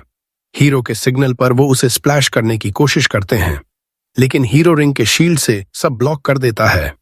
एम्परर समझ नहीं पाता। हीरो एक्सप्लेन करता है कि वो सब पार्टिसिपेंट से ऐसा ही अटैक मंगवाएगा और जज करेगा स्किल को कि अटैक कितना क्लोज आया। एम्परर इम्प्रेस्ड हो जाता है इनोवेटिव तरीके से, लेकिन रिस्क्स भी बताता है। हीरो कॉन्फिडेंटली कहता है जो भी डिफेंस ब्रेक कर पाएगा उसे पर्सनली डील कर लेगा। एम्परर फिर इम्प्रेस्ड हो जाता है। रात को एम्परर थ्रोन रूम में प्राइम मिनिस्टर के साथ। प्राइम मिनिस्टर कहता है, क्राउड के सामने वो रिमार्क अननेसेसरी था कि अगर नोआ पहले पैदा हुआ होता तो। एम्परर हंसता है, कहता है, मैं सीरियस था। नोआ ट्रूली स्पेशल है, लेकिन लेवायथन की ट्रेमेंडस पावर से थोड़ा कंसर्न्ड भी है। ट्रू पावर अभी सील्ड है। फिर सर्वेंट को ऑर्डर देता है, स्पेशल ट्रेजर लाओ। कहता है, कहा जाता है लेवायथन का ट्रू सील कभी नहीं तोड़ना चाहिए, लेकिन शायद नोआ फुल पावर कंट्रोल कर ले। कुछ दिनों बाद नाइट सिलेक्शन एग्जाम शुरू होता है फुल ग्लोरी में। पूरे कंट्री से पार्टिसिपेंट्स आते हैं। कैपिटल की पूरी पॉपुलेशन देखने आती है। ये उनके लिए सुपर बोल जैसा है। बहुत सारे लोगों ने लाइफ सेविंग्स बेट लगा रखी हैं। एक पार्टिसिपेंट आता है, देखने में गैन का एडल्ट फॉर्म लगता है, जैसे रात भर पानी में भीगा रहा हो। वो अरीना में आता है, नोआ के सामने नील करता है। नोआ बेफिक्र टी पी रहा है। वॉरियर सोर्ड निकालता है, रिस्ट वार्म अप करता है, फिर अटैक करता है। हीरो तुरंत रिंग के शील्ड्स एक्टिवेट करता है, ब्लॉक कर देता है। वो एंगल्स चेंज करता रहता है, लेकिन शील्ड एडजस्ट हो जाता है। कुछ ब्लोज के बाद उसकी सोर्ड आधी हो जाती है। रेफरीज टेस्ट ऑफ कर देते हैं। एक और वॉरियर फेल। क्राउड सोचने लगती है, क्या कोई वाइज प्रिंस तक पहुंच भी पाएगा, या प्रिंस एक्सेसिव टी पीते पीते मर जाएगा। एम्परर दूर से पर्सनल असिस्टेंट के साथ देख रहा है। असिस्टेंट कहता है, इस बार लोग बहुत ज्यादा एक्साइटेड हैं। एम्परर कहता है, प्रिंस पर्सनली रिस्क ले रहा है इसलिए। लेकिन एम्परर को बेसिक बातों से फर्क नहीं पड़ता। कहता है, बस केपेबल वॉरियर्स सेलेक्ट होने चाहिए। मुझे एक्साइटेड है देखने के लिए कि हीरो कौन कौन शॉर्टलिस्ट करता है। फिर मेज की बारी आती है। पावरफुल फायर ब्लास्ट छोड़ता है नोआ की तरफ। क्राउड साइलेंट हो जाती है। मेज थक जाता है। नोआ बिना स्क्रैच के बाहर आता है। मैजिक बैरियर यूज किया था। पार्टिसिपेंट घुटनों पर गिर जाता है। क्राउड प्रिंस की चीयर करती है। हीरो थोड़ा डिसअपॉइंटेड है। इवनिंग हो चुकी है। 1 साल के ब्रिटिश हाउस होल्ड से ज्यादा टी पी चुका है, लेकिन कोई नोटवर्दी पार्टिसिपेंट नहीं। तभी रेफरी अनाउंस करता है, आज का लास्ट पार्टिसिपेंट। एक ब्लॉन्ड बैडी रेड आइज वाली अरीना पर चढ़ती है। एंग्शियस लग रही है, आउट ऑफ ब्रेथ, लेकिन सोर्ड ड्रॉ करते ही एटीट्यूड चेंज हो जाता है। वो डैश करती है नोआ पर अटैक करने। हीरो शील्ड समन करता है। इस बार लड़की का अटैक शील्ड के थ्रू जाता है। वो पुश करती रहती है। शील्ड शैटर हो जाता है। स्वॉर्ड हीरो के चेस्ट में लग जाती है। क्राउड जोर से गास्प करती है। नाइट्स तुरंत लड़की को डिटेन करते हैं। सोचते हैं प्रिंस को इंजरी दी, सिवियर पनिशमेंट मिलेगा। लेकिन हीरो उठता है, कहता है, उसे छोड़ दो। लड़की अपना नाम बताती है, शर्ली ग्रांट्स। हीरो कहता है, तू पास हो गई। सब स्टन्ड, खासकर शर्ली को यकीन नहीं होता प्रिंस उसे फॉरगिव कर रहा है, जबकि उसने स्टैब किया। बाद में हीरो शर्ली को अपने रूम में बुलाता है। कहता है, तेरा आर्मर बहुत नाइस लग रहा है। वो थैंक यू कहती है। बताती है, फैमिली में जनरेशन से पास डाउन है। फिर क्यूरियोसिटी कंट्रोल नहीं कर पाती। पूछती है, आपने पास कहा जबकि पनिशमेंट देना चाहिए था। हीरो कहता है, तू गिल्टी नहीं है नोबल को इंजर करने की। मैंने खुद कहा था अटैक करो। फिर कमांड करता है, वही मूव फिर से अटैक कर। शर्ली सोचती है, शायद प्रिंस का दिमाग चकरा गया है। लेकिन हीरो कहता है, अगर नाइट है तो मास्टर्स कमांड ओबे करना चाहिए। वो तुरंत स्टांस लेती है, अटैक करती है। हीरो शील्ड समन करता है। इस बार अटैक पियर्स नहीं कर पाती। हीरो कैजुअली उसे पुश बैक करता है। कहता है, अगर चाहता तो टेस्ट के दौरान भी शील्ड यूज कर सकता था, इंजरी अवॉइड कर सकता था। कहता है, नाइट का ड्यूटी है लॉर्ड के ऑर्डर्स फॉलो करना। मैंने देखना चाहा कि कोई फुल स्ट्रेंथ से अटैक करेगा या फियर से होल्ड बैक करेगा। तूने एक बार इंजर करने के बाद भी कमांड ओबे किया। तुझे मेरे नाइट बनने लायक समझा। शर्ली इमोशनली हो जाती है। तुरंत एक घुटने पर बैठकर ओथ लेती है, जीवन भर की अनडाइंग लॉयल्टी। हीरो खुश होता है। ऐसा ओथ ऑफिशियल नहीं माना जाता, लेकिन कैरेक्टर वाली नाइट से बहुत मायने रखता है। तभी जोई डॉक्टर को लेकर आती है। डॉक्टर वूंड चेक करता है। कहता है, बस स्क्रैच है, तुरंत हील कर देता है। शर्ली शॉक्ड, कहती है, हमारे विलेज में डॉक्टर्स नहीं हैं, कभी प्रॉपर टेक्निक से हील होते नहीं देखा। हीरो क्यूरियस होकर पूछता है, जो अफोर्ड नहीं कर पाते वो क्या करते हैं? शर्ली कहती है, विलेज एल्डर से प्रे करवाते हैं या एक्सरसाइज करवाते हैं डिजीजेस को। बॉल्ड डॉक्टर कमेंट करता है, पुअर और अनकल्चर्ड लोगों में कॉमन है। हीरो पूछता है, डॉक्टर बनने का क्विकेस्ट वे अप्रेंटिस बनना है। डॉक्टर हाँ कहता है। हीरो तुरंत शर्ली को फर्स्ट जॉब देता है। कहता है, अपने विलेज से स्मार्टेस्ट और हार्ड वर्किंग लोग लाओ। डॉक्टर उन्हें अप्रेंटिसेस बनाएगा। डॉक्टर बिना हेजिटेशन अग्री करता है। शर्ली अस्टाउंडेड बो करके थैंक यू कहती है। हीरो कहता है, नाइट की प्रॉपर एटिकेट्स सीखो, कोई नाइट ऐसे नहीं बाउ करता। अगली सुबह शर्ली नोआ के मैंशन में अपने रूम में जागती है। Get ready with me session देती है। ग्रेट एक्साइटमेंट से काम पर निकलती है। रास्ते में जोई से मिलती है। जोई पूछती है, अच्छे से सोई? शर्ली कहती है, रूम बहुत नाइस था लेकिन ज्यादा नींद नहीं आई। दोनों स्मॉल टॉक करती हुई चलती हैं। तभी कुछ मेड्स गॉसिप और गिगल कर रही हैं। जोई पूछती है, क्या हो रहा है? मेड्स कहती हैं, अपना फेवरेट पास टाइम कर रहे हैं, गेस कर रहे हैं कि हीरो किस तरह की गर्ल से मैरी करेगा। शर्ली शॉक्ड कहती है, हीरो अब भी सिर्फ 6 साल का है। मेड्स कहती हैं, ज्यादातर प्रिंसेस की शादी बचपन में ही फिक्स हो जाती है। एम्पायर में लड़कियां 15 साल की उम्र से पहले शादी कर लेती हैं। सब मानते हैं कि नोआ अभी एम्पायर का सबसे एलिजिबल बैचलर है। उसके महल के पास ढेर सारे कैफे खुल गए हैं क्योंकि हर रोज बहुत सारी लड़कियां उसे एक झलक देखने आती हैं। मेड्स कहती हैं कि सबको नोआ बहुत पसंद है, जोई भी शामिल। जोई का नाम सुनते ही वो शर्मा जाती है। मेड्स उसे घेर लेती हैं और कहती हैं कि तू तो हाल ही में मैजिक सीखने लगी है, नोआ को इम्प्रेस करने के लिए। जोई हकलाते हुए कहती है कि वो बस अपने मास्टर के काम आने के लिए सीख रही है। फिर वो जल्दी से वहां से चली जाती है। मेड्स कहती हैं, कितनी प्यारी है ये। शर्ली बस उसे घूरती रह जाती है। बाद में शर्ली नोआ के ऑफिस जाती है। वहां एक अनुभवी नाइट एग्जाम के बारे में रिपोर्ट दे रहा होता है। कैप्टन कहता है कि नोआ ने जो नए नाइट्स चुने हैं वो सब बहुत अच्छे हैं। उनके स्क्वाड कैप्टन्स भी बहुत ग्रेटफुल हैं। नोआ डॉक्यूमेंट्स पर साइन करता है और नाइट से कहता है, ये सब तुम जैसे डेडिकेटेड लोगों की वजह से ही पॉसिबल हुआ। फिर वो शर्ली से कहता है कि नाइट को सी ऑफ कर दो। शर्ली उसके सामने घुटनों पर बैठ जाती है। नाइट हैरान हो जाता है और कहता है, इतनी फॉर्मेलिटी की जरूरत नहीं, हम दोनों सेम रैंक के हैं। फिर उसे अचानक समझ आता है कि नोआ ने इस लड़की को नाइटली एटिकेट्स सिखाने के लिए भेजा है। वो शर्ली को सलाह देता है, प्रिंस के साथ रहो, इससे बेहतर मास्टर नहीं मिलेगा। थोड़ी देर बाद नोआ एक पार्टी थ्रो करता है। एली वहां परफॉर्म करती है और अपनी सॉन्ग से सबको मेस्मराइज कर देती है। एलन और सिंडी उसके सामने घुटनों पर बैठकर थैंक करते हैं। नोआ कहता है, मैंने ये पार्टी खास तुम दोनों के लिए थ्रो की है क्योंकि नाइट सिलेक्शन एग्जाम सफल बनाने में तुम्हारी बहुत मदद मिली। वो बताता है कि पार्टी में मौजूद हर मर्चेंट उसके साथ स्ट्रॉन्ग टाइज रखता है। एलन सोचता है कि यहाँ अच्छे कनेक्शंस बनाए जा सकते हैं। तभी जोई एक लेटर लेकर आती है नोआ के लिए। उसे थोड़ा अनईजी लग रहा है क्योंकि सेंडर का नाम नहीं लिखा है। नोआ पार्टी छोड़कर शर्ली के लिए शर्ली और जोई के साथ लेटर खोलने जाता है। जोई बताती है कि जिसने लेटर दिया वो गार्ड्स को देखते ही भाग गया। सबको सस्पिशियस हो जाता है। शर्ली कहती है, डेंजरस हो सकता है, मुझे खोलने दो। लेकिन नोआ लेवायथन से चेक करता है और पता चलता है कि लेटर सेफ है। उसमें टॉप सीक्रेट इंफॉर्मेशन है कि बचे हुए रेबल्स कुछ प्लॉटिंग कर रहे हैं। नोआ समझ जाता है कि ये जानकारी किसने दी होगी। वो श्योर है कि वो नाइट जो रिबेलियन के बारे में वॉर्न करने के लिए जान जोखिम में डाल रहा था, अभी भी मिशन पर है। जोई और शर्ली उसकी लॉयल्टी और डेडिकेशन से इम्प्रेस्ड हो जाती हैं। लेकिन नोआ सोचता है कि वो ब्रेव से ज्यादा स्टूपिड है। स्पाई बनना बिना प्रॉपर ट्रेनिंग के आसान नहीं होता। वो तुरंत हेनरी से कांटेक्ट करता है और नाइट को रोकने को कहता है। लेकिन एल्डर ब्रदर का रिप्लाई आते ही नोआ को गिल्ट से बोझिल महसूस होता है। उसका सबसे बुरा डर सच हो गया था। वो वॉनबी स्पाई रेबल्स के हाथ लग गया, टॉर्चर्ड हुआ, लेकिन उसने कुछ नहीं बताया। हेनरी के लोगों ने उसे जान बचाकर निकाला, लेकिन वो अब भी क्रिटिकल कंडीशन में है। नोआ सोचता है, ये सब मेरी गलती है। अगर मेरे पास स्ट्रॉन्ग इंटेलिजेंस नेटवर्क होता तो इस नाइट को जान जोखिम में नहीं डालनी पड़ती।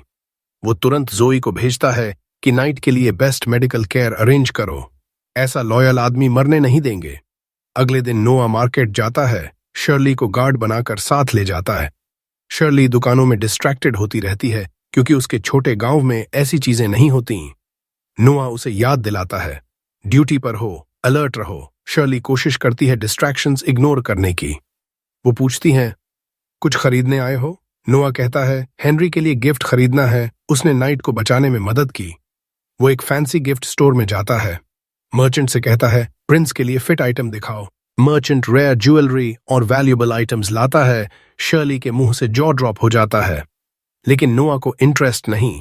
उसे एक क्लॉथ से ढका आइटम दिखता है। वो कहता है, वो दिखाओ। मर्चेंट क्लॉथ हटाता है तो एक beautiful glass statue of the goddess सामने आती है। नोआ उसकी ब्यूटी से एन्चांटेड हो जाता है।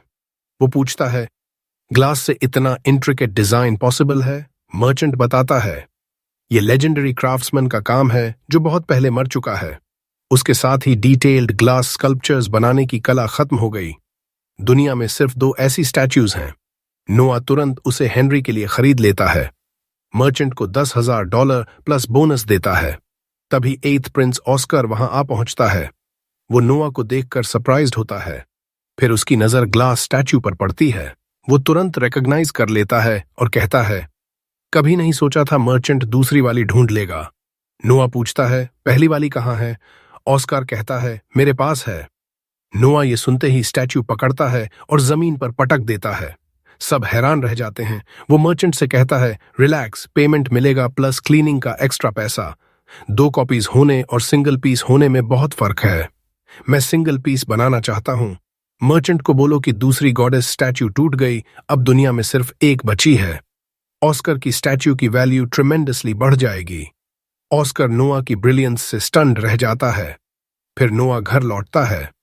शर्ली कहती है, तुम्हारे साथ सेवा करने के बाद से सरप्राइज के बाद सरप्राइज मिल रही है।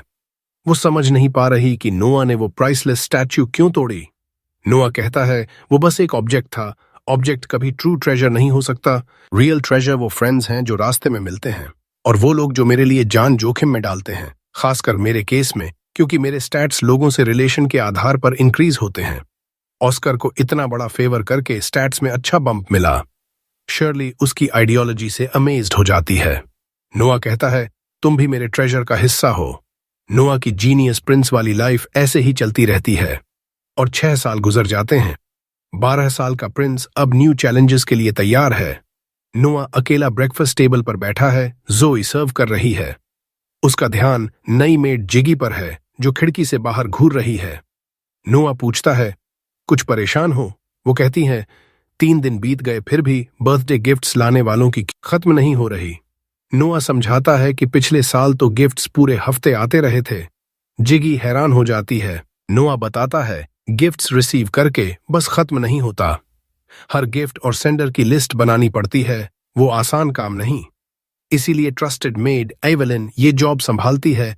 उसी की वजह से मैं रिलैक्स रहता हूं।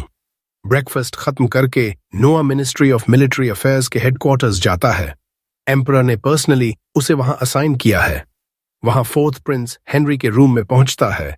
हेनरी और एक नाइट नोआ का स्वागत करते हैं। बिजनेस से पहले हेनरी बताता है, इंपीरियल ऑर्डर आया है। नाइट कैप्टन रियस की कमांड में आर्मी सदर्न पार्ट्स में रिबेलियन दबाने भेजनी है। बारबेरियंस बहुत ओवर कॉन्फिडेंट और रूथलेस हैं, इसीलिए फुल फोर्स से क्रश करने का प्लान है। हेनरी नोआ की ओपिनियन पूछता है। प्लान नोआ को सही लगता है। वो रियस को देखता है, जो हेनरी का डायरेक्ट सबऑर्डिनेट है और बैटलफील्ड में कई बार स्किल प्रूव कर चुका है। नोआ को लगता है कि रियस पर ट्रस्ट किया जा सकता है, लेकिन वो एक सवाल पूछता है, कितने सोल्जर्स असल में ले जा रहे हो? रियस पसीना पसीना हो जाता है और जवाब देने में हेजिटेट करता है। हेनरी गुस्सा हो जाता है और एक्सप्लेनेशन मांगता है। रियस जमीन पर गिरकर माफी मांगता है। नोआ हेनरी को शांत करता है और कहता है, सीरियस बात नहीं है। वो याद दिलाता है कि वॉर में जनरल्स को इंपीरियल कोर्ट से फंडिंग सोल्जर्स की संख्या के हिसाब से मिलती है। कई जनरल्स लिस्ट में मर्चेंट्स और हेल्पर्स को भी जोड़ देते हैं ताकि ज्यादा फंडिंग मिले और वो पॉकेट कर लें। रियस फिर माफी मांगता है। हेनरी गुस्से में है, लेकिन नोआ कहता है, चिल करो। रायस को कहता है, अगर तुम्हें आर्मी के लिए एक्स्ट्रा लोग हायर करने हैं तो राइट है। फंडिंग से थोड़ा कट खुद के लिए रख सकते हो। हेनरी को भी समझ आता है कि नॉन सोल्जर्स रजिस्टर करके आर्मी को बड़ा दिखाया जा सकता है, एनिमीज डर जाएंगे। वो नोआ की तारीफ करता है कि अंडरलिंग की एम्बेजलमेंट पकड़ी और उसका पॉजिटिव इम्पैक्ट भी बताया, लेकिन नोआ कहता है, इस बार एनिमी को फूल नहीं कर सकते। एम्परर ने फ्लॉलेस विक्ट्री का कमांड दिया है, कोई चांस नहीं ले सकते। वो रियाज से पूछता है, कितने नॉन सोल्जर्स रजिस्टर किए? रियाज डरते हुए कहता है, लगभग 2000। नोआ कमांड करता है, उतने ही रियल सोल्जर्स जल्दी ऐड करो। रियाज के पास कोई ऑप्शन नहीं। फिर नोआ मिनिस्ट्री ऑफ फाइनेंस के लिए नोट लिखता है, रियाज को देता है और कहता है, ये 2000 सोल्जर्स के मिसलेनियस पर्पसेस के फंडिंग के लिए है, सारा पैसा तुम रख सकते हो। रियाज समझ नहीं पाता कि करप्ट होने पर पैसा क्यों मिल रहा है। नोआ ठंडे लहजे में कहता है, इस एक्स्ट्रा कैश के बदले परफेक्ट विक्ट्री डिलीवर करो। हेनरी इम्प्रेस्ड हो जाता है कि नोआ हर तरीके से अंडरलिंग्स को मोटिवेट करता है। घर लौटते वक्त हेनरी पूछता है, तूने अभी तक रियल वॉर एक्सपीरियंस नहीं लिया ना? नोआ हाँ कहता है और अपने स्टैट्स देखता है। अभी भी लेवल 1 है क्योंकि रियल बैटल नहीं लड़ा। एम्पायर में ज्यादातर रॉयल किड्स छोटी उम्र में मर जाते हैं। ऑफिशियल रीजन डिजीज होता है, लेकिन असल में दूसरे रॉयल्स असैसिनेट करते हैं पावर के लिए। इसलिए रॉयल चिल्ड्रन बहुत वैल्यूएबल माने जाते हैं। एडल्ट होने तक वॉर में नहीं जाते, सिवाय एम्परर के डायरेक्ट ऑर्डर के। हेनरी कहता है, तू 12 का हो गया है, रियल कॉम्बैट का एक्सपीरियंस ले ले। नोआ कहता है, एम्परर कमांड करते ही बैटलफील्ड पर पहुंच जाऊंगा। हेनरी कहता है, डिफिकल्टी नहीं होगी क्योंकि लेजेंडरी मैजिक सोर्ड है तेरे पास। तभी हेनरी की कैरेज अचानक रुक जाती है। एक लड़की उसके सामने से भागती हुई आती है और मदद मांगती है। पीछे से बच्चे निकलते हैं और थग्स उन्हें पकड़कर एप्स्टीन आइलैंड शिप करने की कोशिश कर रहे हैं। नोआ बाहर निकलता है और स्टॉप करने को कहता है। थग्स को पता नहीं कौन है। वो कहते हैं, जा अपनी मॉमी का दूध पी। नोआ उनके वीक इंसल्ट से अफेक्टेड नहीं होता। उनसे रजिस्ट्रेशन नंबर मांगता है क्योंकि अनरजिस्टर्ड स्लेव ट्रेडिंग इलीगल है एम्पायर में। थग्स वायलेंस पर उतर आते हैं। नोआ लेवायथन समन करता है और उन्हें स्लैश करके बिना किल किए नॉकआउट कर देता है। सब उसकी स्किल से इम्प्रेस्ड होते हैं, हालांकि उसे रिकॉग्नाइज नहीं करते। नोआ बच्चों के पास जाता है कंफर्ट करने। तभी शैडोज से एक फ्रेल ओल्ड मैन निकलता है और ग्रीट करता है। वो ओपनली कहता है, मैं स्लेव ट्रेडिंग का मास्टरमाइंड हूं। नोआ को वॉर्न करता है कि मत पंगा लेना, मेरे पीछे फर्स्ट प्रिंस गिलबर्ट का बैकिंग है। नोआ समझ जाता है कि ये एप्स्टीन का कनिंग पार्टनर है। वो सोचता है अब क्या करना चाहिए। ओल्ड मैन कहता है, लड़कियों को छोड़ दो और प्रिटेंड करो कुछ देखा नहीं। नोआ कॉम्प्रोमाइज नहीं कर सकता। हेनरी से पूछता है, इसको जानते हो? हेनरी कहता है, कभी नहीं देखा इस उल्टी सी फेस को। नोआ कहता है, मुझे भी नहीं पता ये कौन है।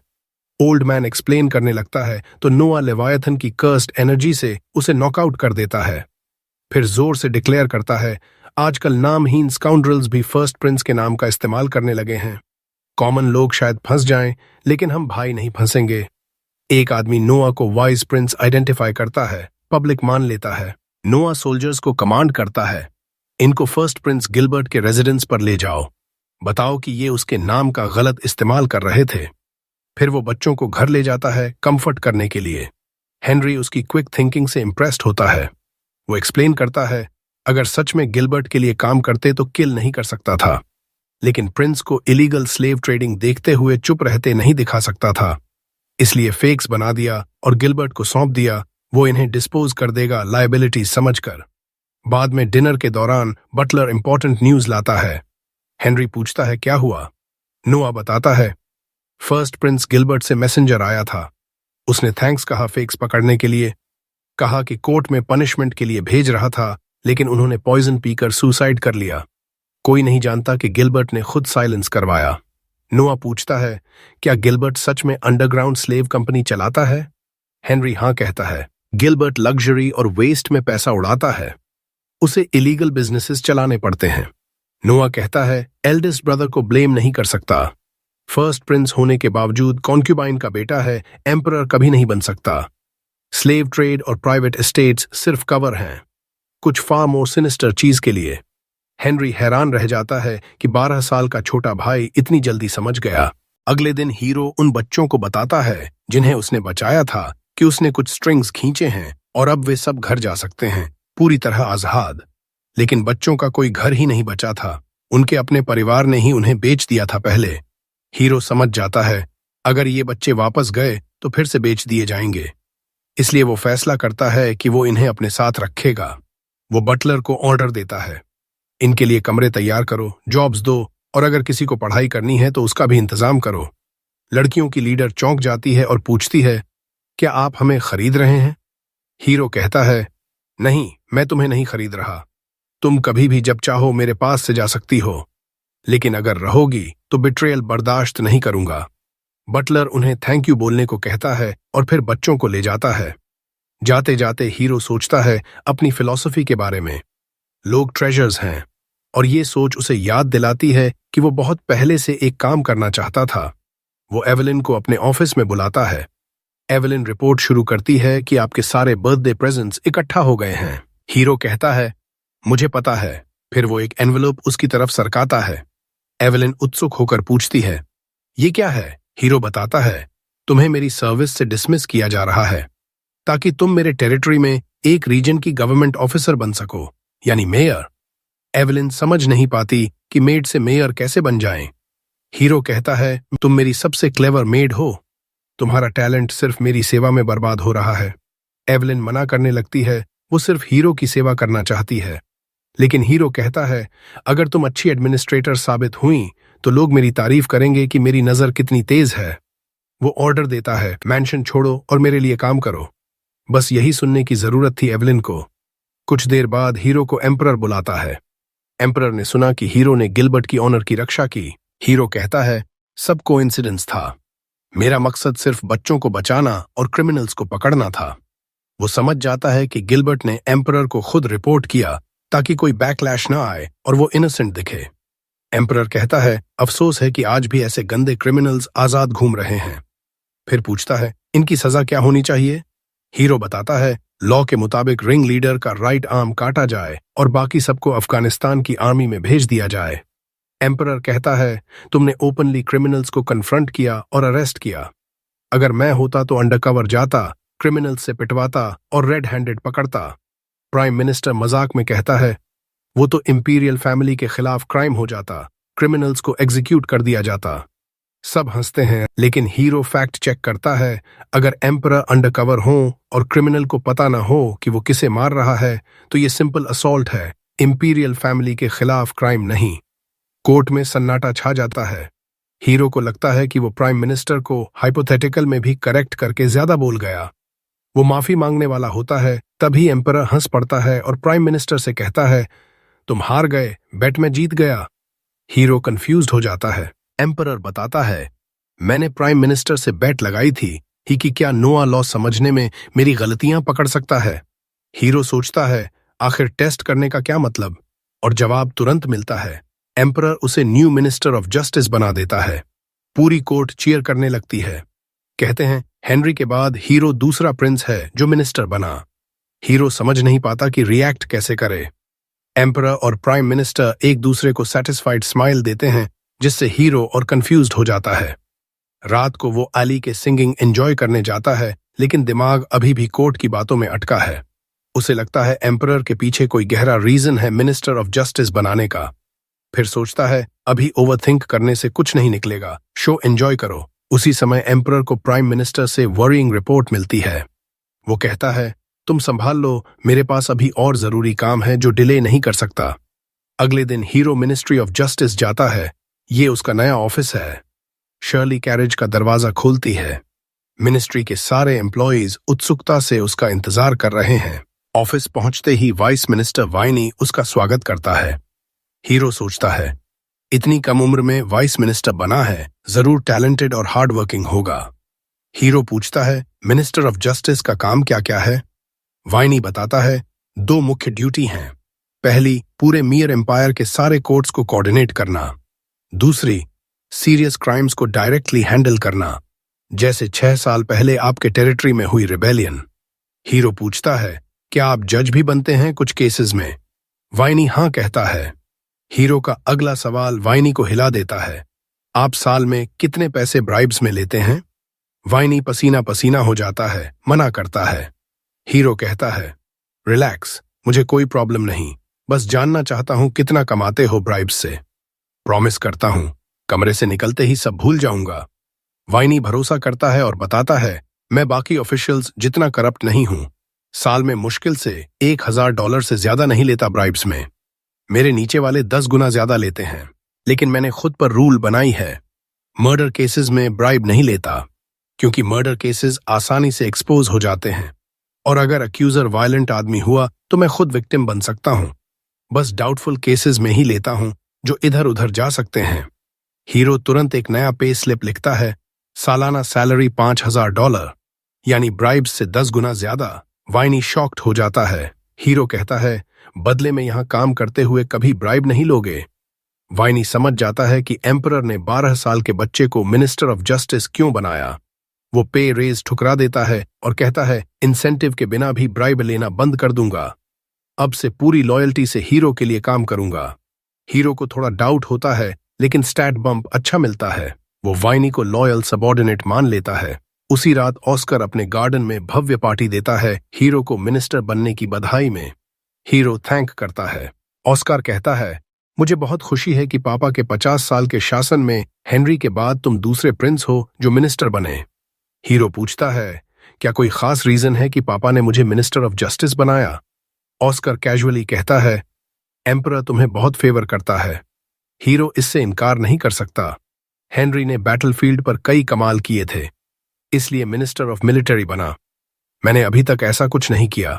फिर हीरो पूछता है, क्या तुम्हें वो पुरानी कहानी याद है जब हमारा एम्पायर इंटरनल फोर्सेस से लगभग तबाह होने वाला था? ऑस्कर याद करता है, हाँ, तब क्राउन प्रिंस का फैसला जन्म से होता था। बाकी प्रिंसेस कोशिश ही नहीं करते थे, सिर्फ ऐश करते थे, एम्पायर का पैसा बर्बाद करते थे और प्रॉब्लम्स खड़ी करते थे। इसलिए एम्परर ने सिस्टम बदल दिया। सब प्रिंसेस को टेरिटरी दिया, अच्छी एजुकेशन दी ताकि केपेबल रूलर बने। ऑस्कर पूछता है, अचानक ये बात क्यों? हीरो कहता है, शायद एम्परर के मन में कुछ और ही प्लान है मुझे मिनिस्टर बनाने का। ऑस्कर चौंक जाता है और समझ जाता है, तुम्हें शक है कि पापा तुम्हें क्राउन प्रिंस बनाना चाहते हैं? वो अचानक खड़ा हो जाता है। सारी पार्टी रुक जाती है। तभी बटलर आता है और एक मैसेज देता है। मैसेज पढ़कर ऑस्कर का चेहरा सफेद पड़ जाता है। वो हीरो से कहता है, तुम्हारा थियोरी बिल्कुल सही था। कल एम्परर तुम्हें मिनिस्टर ऑफ फाइनेंस भी बना देगा। शायद एल्बर्ट पर प्रेशर डालने के लिए ऐसा कर रहा है। दूसरी तरफ शहर में रॉयल गार्ड्स एक बिल्डिंग पर छापा मारते हैं। एक मिनिस्टर और उसके साथी अरेस्ट हो जाते हैं। वो एम्परर के खिलाफ प्लॉट रच रहे थे। प्राइम मिनिस्टर एम्परर को बताता है। मिनिस्टर ने कबूल किया कि वो एम्परर को रिजाइन करवाकर क्राउन प्रिंस एल्बर्ट को थ्रोन पर बिठाना चाहता था। एम्परर समझता है एल्बर्ट 30 साल से क्राउन प्रिंस है। उसे लगता होगा अब वक्त आ गया थ्रोन लेने का, लेकिन कोई सॉलिड एविडेंस नहीं है एल्बर्ट के खिलाफ। एम्परर पूछता है, ऑस्कर को क्या पता था? प्राइम मिनिस्टर बताता है, हाँ, ऑस्कर को पहले से अंदाजा था। एम्परर सुनकर चौंकता है, लेकिन जैसे ही सुनता है कि नोआ उसके साथ था, तुरंत क्रेडिट हीरो को दे देता है। कहता है, मेरा सबसे छोटा बेटा सबसे तेज दिमाग वाला है। गिलबर्ट और एल्बर्ट देश चलाने लायक नहीं। मेरी उम्मीद हेनरी, ऑस्कर और नोआ पर है। जो भी इन ट्रायल्स को पार कर लेगा वही थ्रोन लेगा। मुझे खुशी होगी। अगले दिन हीरो को कंस्पिरेसी की रिपोर्ट मिलती है। वो इस केस का जज बनेगा। वाइनी पूछता है, क्या करें? हीरो हेजिटेट कर रहा है क्योंकि सब कुछ एल्बर्ट की तरफ इशारा कर रहा है, लेकिन सॉलिड प्रूफ नहीं है। इंपीरियल फैमिली के लिए लाइट सेंटेंस का प्रावधान है, लेकिन एम्परर को ओवरथ्रो करने की कोशिश की तो स्लाइसिंग करके आधा कर देंगे। क्राउन प्रिंस को एग्जीक्यूट करना पूरे एम्पायर को हिला देगा। हीरो जानता है एम्परर नहीं चाहता एल्बर्ट का नाम आए। अगर और इंटेरोगेशन हुई तो कोई बोल सकता है। इस सब को ध्यान में रखकर हीरो फैसला सुनाता है और सीधा एम्परर के पास जाता है। कहता है, कंस्पिरेसी में शामिल सबको तुरंत एग्जीक्यूट कर दिया जाए। एम्परर खुश हो जाता है। हीरो जानता है नॉर्मली एनुअल एग्जीक्यूशन डे पर होता, लेकिन मिनिस्टर ऑफ जस्टिस की पावर से जल्दी करवा सकता है ताकि एल्बर्ट का नाम न आए। एम्परर बहुत खुश होता है, सर्वेंट को ऑर्डर देता है, हीरो की सैलरी में $1,000 और जोड़ दो। खुद पीठ थपथपाता है और कहता है, ऐसे ही कमाल करते रहो। हीरो को और पक्का यकीन हो जाता है कि सब एल्बर्ट के लिए हो रहा है। मिनिस्ट्री ऑफ जस्टिस लौटते ही शर्ली दौड़कर आती है। इमरजेंसी है, नाइट्स बुरी तरह घायल हैं, एक मर चुका है। बाकी नाइट बताता है, इंट्रूडर्स अभी भी अंदर हैं। हीरो शर्ली से कहता है, हेनरी को बैकअप के लिए बुलाओ। फिर अचानक सोचता है, अटैक का टाइमिंग बहुत सस्पिशियस है। प्लान बदलता है। शर्ली को बोलता है, सारे एलाइज बुलाओ, मिनिस्ट्री को बैरिकेड करो। किसी को अंदर बाहर नहीं जाने देंगे सिवाय मेरे। हीरो लेवायथन निकालता है और अंदर जाता है। अंदर और डेड सोल्जर्स और डरे हुए ऑफिशियल्स दिखते हैं। हीरो सबको ले लो रहने को कहता है। तभी एक इंट्रूडर को ऑफिशियल को स्टैब करते देखता है। हीरो झपटता है और उसे तुरंत नीचे गिरा देता है। अटैकर पॉइजन पीने की कोशिश करता है, लेकिन हीरो रिंग शील्ड से रोक देता है। तभी 3 और इंट्रूडर्स आते हैं। हीरो जीनियस सोर्ड स्किल्स से सबको पलक झपकते मार गिराता है। पॉइजन पीने से रोक देता है। वाइनी दौड़कर आता है, हैरान है कि हीरो ने अकेले सबको हरा दिया। हीरो कैजुअलिटीज पूछता है। वाइनी बताता है, हमारे गार्ड्स के अलावा कल पकड़े गए सारे रेबल्स मर चुके हैं। हीरो तुरंत समझ जाता है, ये एल्बर्ट के असैसिन्स हैं, लूस एंड्स खत्म करने आए थे। वो खुद लेवायथन से कट लगाता है। वाइनी शॉक्ड। हीरो कहता है, असैसिन्स ने ये किया। प्रिंस को सीरियसली इंजर करने की सजा क्या है? वाइनी कहता है, तुरंत एग्जीक्यूशन। हीरो कहता है, कर दो। ट्रीटमेंट लेते हुए वाइनी बताता है, एग्जीक्यूशन हो गई। हीरो खुश है कि असैसिन्स को अरेस्ट नहीं होने दिया, वरना एल्बर्ट का नाम आ जाता। क्राउन प्रिंस को कोसता है, कितना बेवकूफ है। अगले दिन एम्परर बुलाता है, पूछता है, कैसा महसूस कर रहे हो? हीरो कहता है, अब बेहतर हूं। एम्परर पूछता है, क्या वो असैसिन्स इतने स्किलफुल थे कि तुम्हें घायल कर सकें? हीरो जानता है एम्परर के इंटेलिजेंस ने सब बता दिया होगा। फिर डिप्लोमेटिक अंदाज में कहता है, माइंडसेट स्किल से ज्यादा मायने रखता है। ये बात सिर्फ किंग ही समझ सकता है, क्योंकि हम सेम फ्रीक्वेंसी पर हैं। एम्परर कहता है, मुझे तुम पर बहुत गर्व है। काश मेरे सारे बेटे तुम जैसे होते। फिर हीरो को वॉक पर ले जाता है। एम्परर बताता है, 10 में से 9 ग्रेट एम्परर्स का अंत एम्बैरेसिंग रहा। हीरो समझ जाता है वो खुद को ग्रेट रूलर मान रहा है। अगर एल्बर्ट का प्लान कामयाब हो जाता तो एम्परर को सिनाइल बूढ़ा माना जाता जो बेटों को कंट्रोल नहीं कर सका। एम्परर एल्बर्ट को पनिश नहीं कर रहा क्योंकि क्राउन प्रिंस को छोड़ना भी उसकी रेपुटेशन खराब करेगा। तभी हीरो को आइडिया आता है। वो एम्परर से फेवर मांगता है। कहता है, आपने हेनरी, ऑस्कर और मुझे मिनिस्टर्स बनाया। एम्पायर के इतिहास में ये नया है। कुछ लोग फॉल्ट निकाल सकते हैं, इसलिए कोई सुपरवाइजर अपॉइंट कर दो जो हमारी वर्क चेक करे। एम्परर सोचता है, मैं अपने ट्रस्टेड प्राइम मिनिस्टर को ही ये जिम्मेदारी दे सकता हूं। लेकिन नोआ के पास दूसरी योजना है। वो सुझाव देता है कि एम्परर एल्बर्ट को प्राइम मिनिस्टर प्रिंस बना दे, क्योंकि वो हायरार्की में इन तीनों से ऊपर है और वो इन सबको सुपरवाइज और कोऑर्डिनेट कर सकता है। एम्परर इस सुझाव से गुस्सा हो जाता है और तुरंत नोआ को कहता है कि घर जाओ और तब तक रिकवर करो, जब तक तुम्हारे घाव पूरी तरह ठीक नहीं हो जाते। वो चलने लगता है, लेकिन तब नोआ उसे याद दिलाता है कि 4 ब्रेन सेल्स वाला भी इंसान समझ सकता है कि एल्बर्ट 30 साल से क्राउन प्रिंस बनकर अटका हुआ है और अब वो थोड़ा इम्पेशेंट हो चुका है। उसे बस थोड़ा और चाहिए ताकि वो सेटिस्फाइड हो जाए। नोआ एम्परर से कहता है कि एल्बर्ट को प्रॉक्सी बना दो, लेकिन फाइनल से हमेशा खुद एम्परर के पास रहे। एम्परर सोचता है कि इससे एल्बर्ट को किसी भी मिनिस्टर से ज्यादा पावर मिल जाएगी और वो इंपॉर्टेंट मैटर्स को एम्परर तक पहुंचने से ब्लॉक कर सकता है। नोआ के पास इसके लिए भी सोल्यूशन है। वो कहता है, अगर तीनों मिनिस्टर प्रिंसेस को लगे कि एल्बर्ट ने कोई इंपॉर्टेंट मैटर रिजेक्ट करके गलती की है, तो वो सीधे एम्परर से अपील कर सकते हैं। इस तरह एल्बर्ट के पास असली पावर तो नहीं होगी, लेकिन टाइटल ऐसा होगा कि वो बहुत इंपॉर्टेंट लगे। एम्परर इस जीनियस आइडिया से सच में इम्प्रेस्ड हो जाता है। वो नोआ को धन्यवाद देता है और कहता है कि ये सिस्टम जल्दी इंप्लीमेंट कर देंगे। फिर वो नोआ के बाल रफल करता है और कहता है, काश तुम थोड़ा पहले पैदा हो गए होते।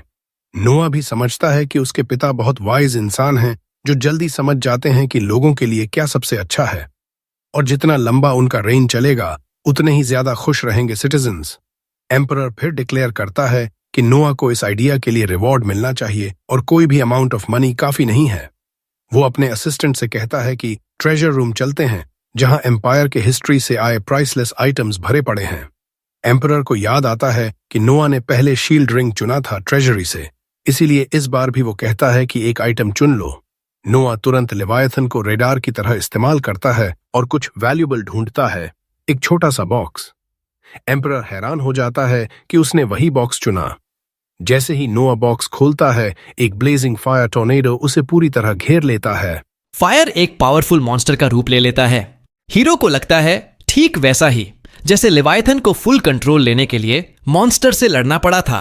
वो तुरंत लेवायथन समन करता है और समझ जाता है कि ये ट्रेजर भी एक सेंटिएंट वेपन है जिसे डिफीट करके मास्टर बनना है। मॉन्स्टर अचानक फायर ब्रीथ करता है, लेकिन लेवायथन को टाइप एडवांटेज है। हीरो उसका फायदा उठाता है और फ्लेम को कट ऑफ कर देता है। फिर कर्स्ड वाटर की शार्प स्ट्रीम मॉन्स्टर की आई पर मारता है, उसे डिफीट कर देता है। मॉन्स्टर ग्लोइंग रेड मार्बल में बदल जाता है और हीरो के हाथ में गिरता है। जैसे ही वो मार्बल पकड़ता है, फायर टॉर्नेडो गायब हो जाता है और रेड ऑर्ब एक रिंग बन जाता है जिसके ऊपर फायर एम्ब्लम है। हीरो अपनी स्टैट्स चेक करता है तो पता चलता है कि फायर एट्रीब्यूट अचानक सी रैंक पर जंप कर गया। वो समझ जाता है कि रिंग काफी पावरफुल है। एम्परर पास आता है और पूछता है, सब ठीक है क्या? हीरो हाँ कहता है। एम्परर खुश हो जाता है कि हीरो ने सेंटिएंट वेपन लुयर को टेम कर लिया। हीरो रिंग पहनता है, वो कुछ सेकंड जलती है। एम्परर तारीफ करता है कि बिना हेजिटेशन के इतना वैल्यूबल आइटम चुन लिया। हीरो कहता है कि ये सच में पावरफुल लग रहा है। एम्परर कहता है, टारगेट तैयार करवाता हूं टेस्ट करने के लिए। हीरो कहता है, मेरे पास बेटर आइडिया है। वो एम्परर को बाहर ले जाता है और अचानक खुद पर लुयर की फ्लेम्स से अटैक कर लेता है। एम्परर डर जाता है, लेकिन हीरो कहता है, डैडी चिल, क्योंकि वो लेवायथन की पावर से फ्लेम्स कैंसिल कर रहा है। इससे वो कंफर्म करता है कि लेवायथन थोड़ा स्ट्रॉन्गर है लुयर से। फायर रिंग भी कम नहीं, आसानी से ग्राउंड जला देता है, लेकिन हीट और डैमेज उससे आगे नहीं जाता क्योंकि हीरो लेवायथन इस्तेमाल कर रहा है। एम्परर अमेज्ड हो जाता है और रिंग हीरो को सौंप देता है। कहता है, एम्पायर की बेटरमेंट के लिए यूज करना। कुछ दिनों बाद एम्परर हीरो को बुलाता है क्योंकि रॉयल फैमिली से रिलेटेड कॉम्प्लिकेटेड मैटर में एडवाइस चाहिए। एम्परर बताता है कि उसके यंगर ब्रदर ग्रेहम का बेटा टायरेंट है, अपने टेरिटरी पर क्रूअल लॉ से राज करता है। हाल ही में ड्रंक होकर आर्ग्यूमेंट में किसी को किल कर दिया, जो सीरियस क्राइम है। एम्परर कहता है, नॉर्मल इंसान होता तो सख्त पनिशमेंट मिलता, लेकिन ग्रेहम रॉयल फैमिली से है, इसीलिए उसने कहा क्राइम पुअर अपब्रिंगिंग की वजह से हुआ और रिस्पॉन्सिबिलिटी खुद ली। ग्रेहम ने फाइन पे करने की ऑफर की ताकि बेटा पनिशमेंट से बच जाए। हीरो सोचता है ये नहीं हो सकता। एली के केस को याद करता है और कहता है, जैसे बच्चा पेरेंट्स के डेट के लिए रिस्पॉन्सिबल नहीं, वैसे पेरेंट बच्चे के क्राइम के लिए लीगली रिस्पॉन्सिबल नहीं। एम्परर कहता है, मैंने भी यही कहा, लेकिन भाई जिद्दी है। हीरो रिपोर्ट पढ़ता है, पता चलता है ग्रेहम $30,000 फाइन देने को तैयार है, जो कैपिटल में नॉर्मल फैमिली की 1 साल की कमाई से 250 गुना है। एम्परर पूछता है, क्या करें? हीरो साफ मना कर देता है कि जो क्राइम नहीं किया उससे फाइन एक्सेप्ट नहीं करेंगे, चाहे वो वॉलंटरीली दे। अचानक एम्परर पूछता है, क्या वॉलंटरी फाइन्स कलेक्ट करने की लॉ बना सकते हैं सॉफ्टर पनिशमेंट के बदले? हीरो समझ जाता है फादर क्या करने की कोशिश कर रहा है। एम्परर सच बताता है कि रॉयल ट्रेजरी अच्छी कंडीशन में नहीं, क्योंकि डिजास्टर रिलीफ और रिबेल सप्रेस करने में खर्चा बहुत हुआ। हीरो सिचुएशन समझता है, लेकिन एम्परर के आइडिया से डिसएग्री करता है। कहता है, अगर ऐसी लॉ पास हुई तो लोगों को लगेगा क्राइम कुछ नहीं, बस फाइन अफोर्ड कर लो। जस्टिस सिस्टम जोक बन जाएगा, रिच लोग ही फाइन दे पाएंगे, टॉप लेवल पर करप्शन स्काई रॉकेट हो जाएगा। हीरो कहता है, शॉर्टेज ऑफ फंड्स को बेटर और मॉरल तरीके से सॉल्व करें। एम्परर अपनी मिस्टेक रियलाइज करता है, अचानक डॉक्यूमेंट पर स्टैंप मारता है और हीरो को देता है। डिक्लेयर करता है एक्सेप्शनल विजडम के लिए। हीरो को एम्परर का एडवाइजर अपॉइंट किया जाता है। हीरो कागज देखता रहता है। एम्परर कहता है, बस ऑनरेरी पोजीशन है, कोई एक्स्ट्रा बेनिफिट्स नहीं। हीरो को आइडिया आता है फाइनेंशियल प्रॉब्लम सॉल्व करने का। कहता है, पनिशमेंट इवेड करने के लिए फाइन की जगह ऑनर गेन करने के लिए फी ले सकते हैं। एग्जाम्पल देता है कि जो लोग एम्पायर को $1,000 डोनेट करेंगे उन्हें ऑनरेरी नाइटहुड दे सकते हैं। ऑनर मिलेगा लेकिन रियल अथॉरिटी नहीं, क्योंकि टैलेंट नहीं। कहता है, ग्राउंड वर्क कॉम्प्लिकेटेड होगा, लेकिन एम्परर से डायरेक्ट ऑनर पाने के लिए सब अच्छा पैसा देंगे। एम्परर सोचता है और रियलाइज करता है आइडिया ब्रिलियंट है, क्योंकि जिनके पास सारा पैसा है वो फेम ज्यादा क्रेव करते हैं। असिस्टेंट को ऑस्कार बुलाने को कहता है। हीरो तुरंत लीव ले लेता है, क्योंकि ज्यादा डिस्कशन में रहा तो ब्रदर्स फील्ड इन्वेड करेगा। बाहर जाते वक्त सर्वेंट्स उस होल के आसपास इकट्ठे हैं जो ल्यूवियर से बना था। सीनियर सर्वेंट बताता है सब क्यूरियस हैं होल के बारे में। एक बंदा डेप्थ चेक करने गिर भी गया, हीरो पुअर गाय के ट्रीटमेंट के लिए कैश का बैग दे देता है। फिर सर्वेंट से पूछता है वो क्या कैरी कर रहा है। वो बताता है राइनोसेरस बीटल्स की पैर, 16वें प्रिंस के लिए जो सिर्फ 3 साल का है और बीटल्स फाइट करवाना पसंद करता है। हीरो को नया आइडिया आता है। घर जाते वक्त लिवायथन और लुयर के मिनी फॉर्म समन करता है और फाइट करवाता है। दोनों तुरंत थ्रोइंग हैंड शुरू कर देते हैं। हीरो देखता है कि पास्ट यूजर्स की सारी स्किल्स हैं। लेवियाथन क्लियरली स्ट्रॉन्गर है, लुयर को स्लैश करके 2 टुकड़े कर देता है। न्यू मेड एक्साइटेड होकर फाइट देखती है। हीरो डिसाइड करता है रीमैच करवाएगा। लुयर कॉम्पिटिटिव है, जीतना चाहता है, लेकिन फिर हार जाता है। सरप्राइज वाली बात यह कि मॉक बैटल के रियल कॉन्सिक्वेंसेस होते हैं। लेवायथन लुयर को स्ले करता है तो हीरो लेवल अप हो जाता है। वो फ्री टाइम में फाइट करवाता रहता है। लुयर जल्दी इंप्रूव करता है और आखिरकार लेवायथन को बीट कर देता है। ग्रोथ की वजह से हीरो का फ्लेम एट्रीब्यूट भी रैंक अप हो जाता है। जो भी मैजिक में स्किल्ड हो गई है, अब हीरो की स्टैट्स देखने का स्पेल कास्ट कर सकती है। वो सरप्राइज्ड होती है कि हीरो बिना किसी से फाइट किए लेवल अप हो गया। कहती है समन डॉल्स फाइट करवाकर इन्फिनिटी तक लेवल अप हो सकता है। हीरो कहता है ऐसा नहीं होगा, लेवल 2 तक एक फाइट लगा, लेकिन लेवल 3 तक 10 और फाइट्स लगे। कहता है और मैजिक आइटम्स चाहिए समझने के लिए कैसे काम करते हैं। तभी हेनरी आ जाता है, सब देख चुका है। हीरो की इनोवेटिव मेथड की तारीफ करता है। फिर बॉक्स देता है और कहता है मॉन्स्टर्स नेस्ट क्लियर करने को रेडी है। हीरो याद करता है यह मिलिट्री मैनेज्ड हंटिंग ग्राउंड है जहां सारे प्रिंसेस फर्स्ट कैंपेन पर जाते हैं। हेनरी बताता है मैजिक बॉक्स खोलने पर पता चलेगा कितने सोल्जर साथ लेने हैं, स्ट्रेंथ के आधार पर। हीरो बॉक्स खोलता है, वो पेपर में बदल जाता है जिस पर नंबर 1 लिखा है। हीरो पूछता है मतलब अकेला जाना है। हेनरी शॉक्ड हो जाता है क्योंकि एम्पायर के हिस्ट्री में ऐसा कभी नहीं हुआ। रात को जोए बताती है एम्परर से मैसेंजर आया है पर्सनल मैसेज लेकर, नाइट रियस है वो। हीरो उसके सामने नील करता है क्योंकि एम्परर का पर्सनल मैसेज डिलीवर करने वाला टेम्पोरेरीली उनकी अथॉरिटी कैरी करता है।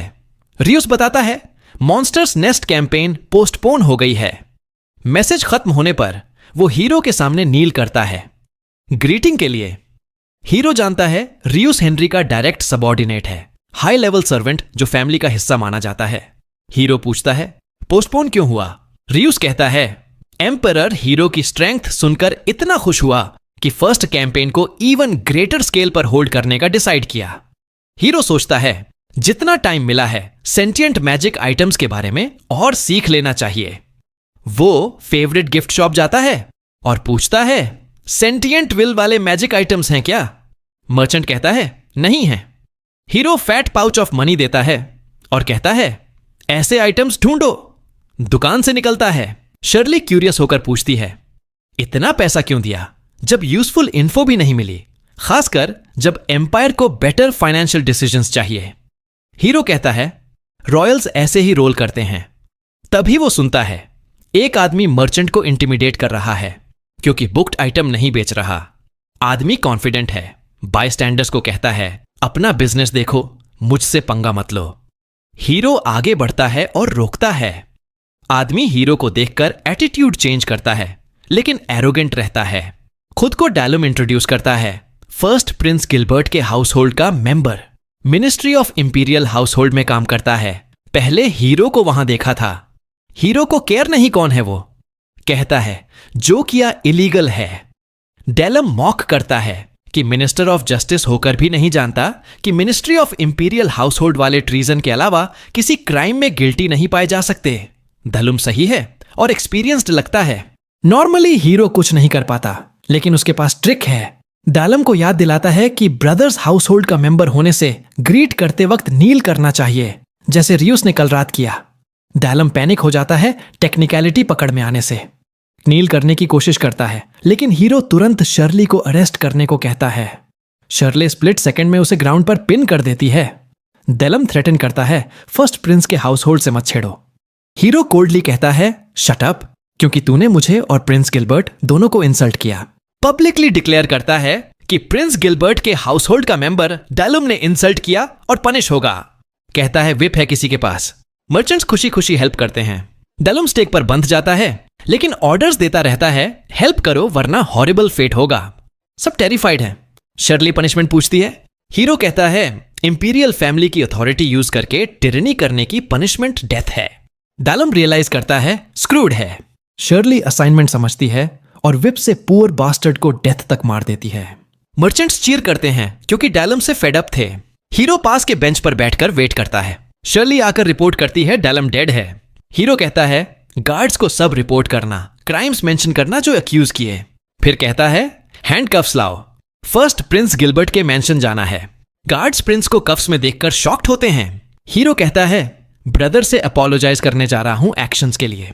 गिलबर्ट का बटलर आता है और अंदर एस्कॉर्ट करता है।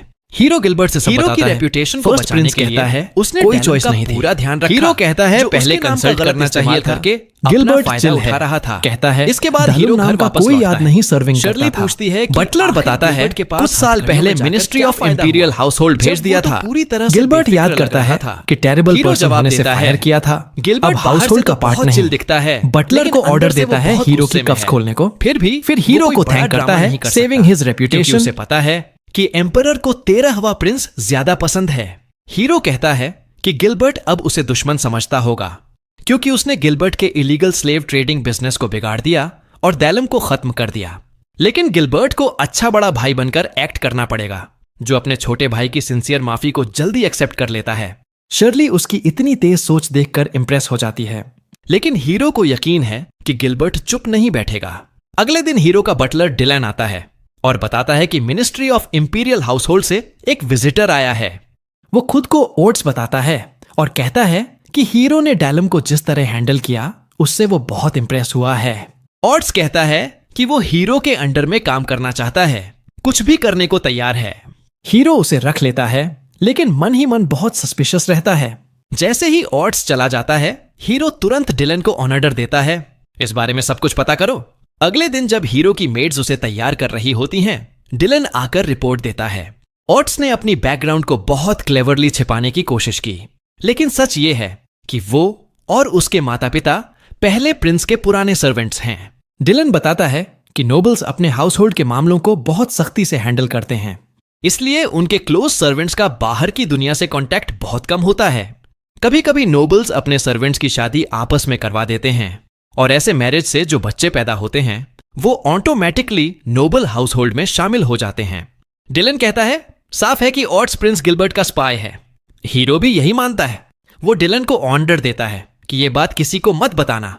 अब जब हमें पता है कि वो स्पाई है तो हम उसे अपने फायदे के लिए इस्तेमाल कर सकते हैं। डिलन हीरो की ऑब्जर्वेशन और इंट्यूशन की तारीफ करता है कि पहली मुलाकात में ही सच समझ लिया, लेकिन असल में ये हीरो की इंस्टिंक्ट नहीं थी।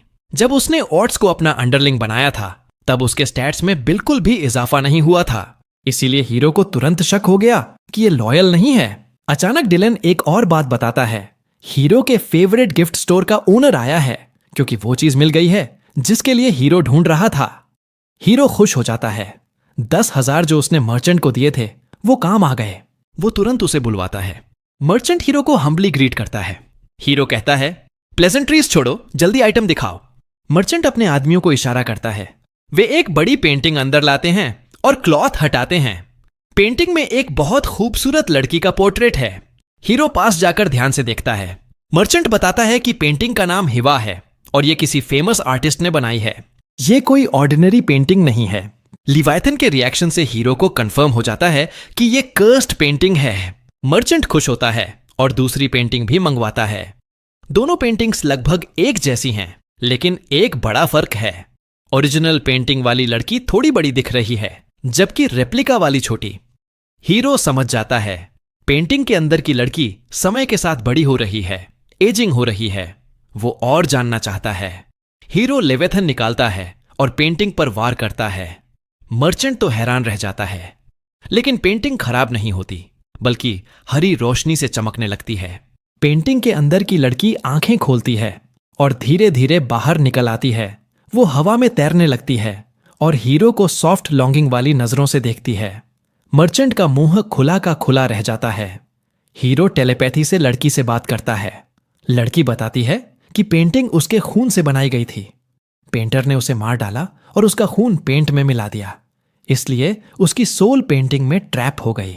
वो हीरो को शुक्रिया अदा करना चाहती है क्योंकि उसने उसे आजाद किया। हीरो तुरंत कहता है, लॉयल्टी स्वेयर करो। गोस्ट गर्ल को कोई ऑब्जेक्शन नहीं, वो फॉरएवर लॉयल रहने की कसम खाती है। फिर वो डॉल्फिन की तरह पेंटिंग में कूदती है और बाहर आती है, अपनी आजादी दिखा रही है। मर्चेंट अभी भी शॉक में है। हीरो समझता है कि लिवियथन ने लड़की की चेन्स काट दी, इसलिए अब वो फ्रीली पेंटिंग से बाहर आ जा सकती है। लेकिन हीरो को पेंटिंग से ज्यादा खुशी इसलिए है क्योंकि उसके अर्थ एट्रीब्यूट में थोड़ा बोनस स्टैट मिला। वो सोचता है कि फ्यूचर में इस गोस्ट गर्ल पर और इन्वेस्ट करना चाहिए। गोस्ट गर्ल का नाम हुआ है। वो सिर्फ टेलीपैथी से बात कर सकती है। वो कहती है कि वो हीरो के लिए यूजफुल हो सकती है। हीरो डेमो मांगता है। हुआ तुरंत मर्चेंट का रूप धारण कर लेती है। मर्चेंट फिर से शॉक्ड हो जाता है, जैसे बंदर ने आईना देख लिया हो। हुआ कहती है कि वो और भी बहुत कुछ कर सकती है। हीरो उसका हाथ छूता है। हुआ लुयर की एनर्जी अब्सॉर्ब करती है और हल्का ग्लो करती है। फिर मर्चेंट से कहता है कि तुम भी छुओ। लेफ्ट हैंड से छू सकता है, लेकिन राइट हैंड सीधे उसके शरीर से गुजर जाता है। हीरो बहुत खुश होता है कि हुआ इतनी प्रिसाइसली अपना बॉडी कंट्रोल कर सकती है। वो मर्चेंट को थैंक यू कहता है और पेंटिंग किसी भी प्राइस पर खरीदने को तैयार है। और मर्चेंट को और कर्स्ड आइटम्स ढूंढने को कहता है। कुछ समय बाद मर्चेंट एलन हीरो से मिलने आता है, कई सारे बॉक्सेस लेकर। हीरो पूछता है, अचानक ये क्या मामला है? एलन बताता है कि उसकी बेटी एडा को एम्परर की अटेंडेंट बनने के लिए चुना गया है। वो हीरो को थैंक यू कहने आया है। हीरो को याद आता है कि 6 साल पहले उसने एलन से डील में एडे को इंपीरियल पैलेस में सर्वेंट के लिए रेकमेंड किया था। वो इंप्रेस होता है कि वो लड़की अटेंडेंट तक पहुंच गई। एलन ने ढेर सारे एक्सपेंसिव गिफ्ट्स लाए हैं, कुल 30,000 के। हीरो सही अमाउंट गैस कर देता है। एलन हैरान। एलन कहता है कि एडा अभी अटेंडेंट बनी है, उम्मीद है कि आगे कॉन्क्यूबाइन बनेगी, फिर एम्परर की वाइफ और सबसे ऊपर एम्प्रेस का टाइटल। लेकिन एम्प्रेस बनना हर वाइफ के बस की बात नहीं। हीरो की अपनी मां को भी तब तक वाइफ नहीं बनाया गया था जब तक हीरो को वाइस प्रिंस का टाइटल नहीं मिला। हीरो एलन को बताता है कि अटेंडेंट बनना सिर्फ पहला कदम है, अब से एडा पैलेस पॉलिटिक्स में फंस जाएगी। एलन समझ नहीं पाता। हीरो कहता है, इमेजिन अगर कोई जेलस मेड एडा के परफ्यूम को बदल दे एम्परर के नापसंद चीज से। एलन दंग रह जाता है। हीरो कहता है, ब्रूटली कंपेटिटिव औरतें सबसे डेंजरस स्पीसीज हैं। वो एलन को एडवाइस देता है कि एडा को रेगुलरली पैसे भेजते रहना, पैलेस पॉलिटिक्स में सरवाइव करने के लिए बहुत पैसा लगेगा। एलन तुरंत अरेंजमेंट्स करने भागता है। फिर हीरो जोए को बुलाता है, उसे एक लेटर और 10,000 रुपए हीरो की मां को देने को कहता है। जोए पूछती है, डिलन क्यों नहीं जा सकता? हीरो बताता है कि मां इंटीरियर पैलेस में रहती हैं, जहां मैन अलाउड नहीं, इसीलिए वो साल में सिर्फ एक बार अपनी मां से मिल पाता है। जोए उसे पाइस करती है, लेकिन हीरो इमोशनल नहीं होता। वो जोए से कहता है कि मां को यह भी बताना कि वो एडा का गार्डियन बन रहा है। जोए शॉक्ड हो जाती है। क्या हीरो मां को पैलेस पॉलिटिक्स में इस्तेमाल करेगा? हीरो कहता है, प्रॉफिट और लॉस मदर से ज्यादा इंपॉर्टेंट हैं। इंपीरियल फैमिली में ऐसा ही चलता है।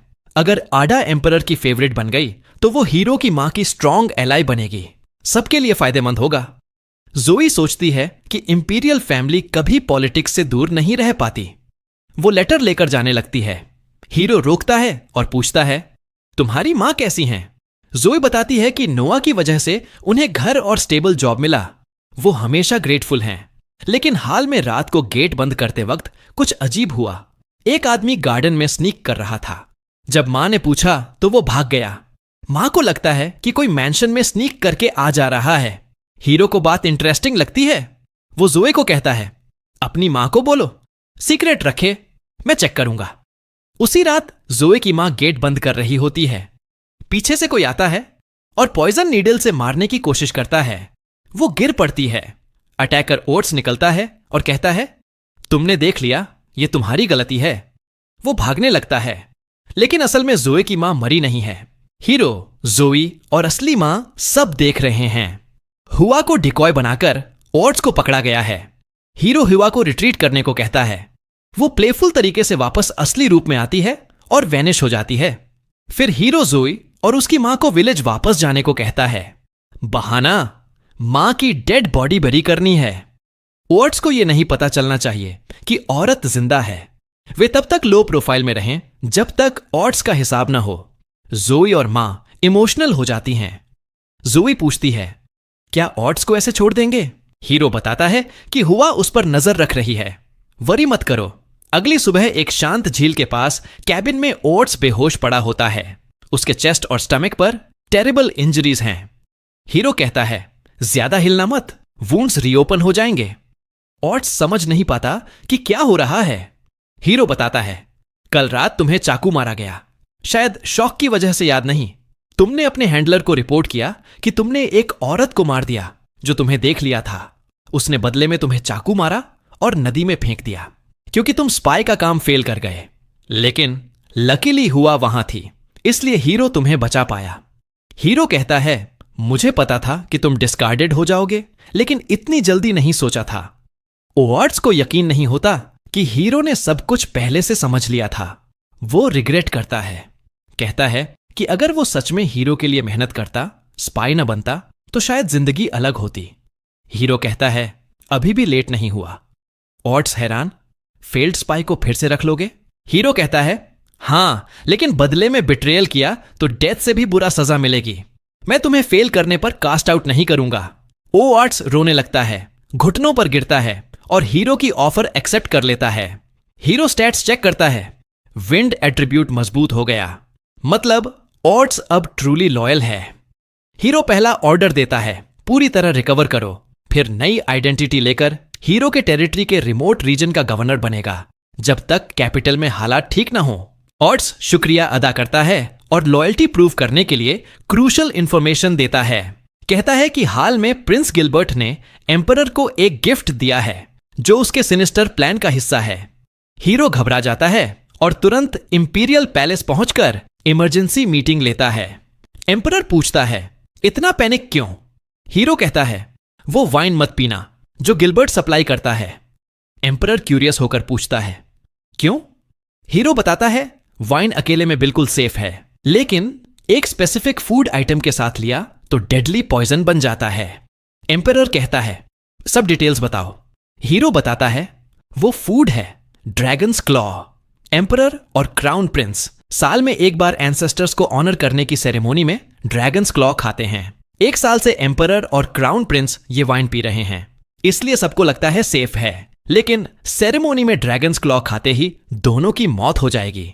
किसी को गिलबर्ट पर शक भी नहीं होगा। एम्परर पूछता है, पक्का?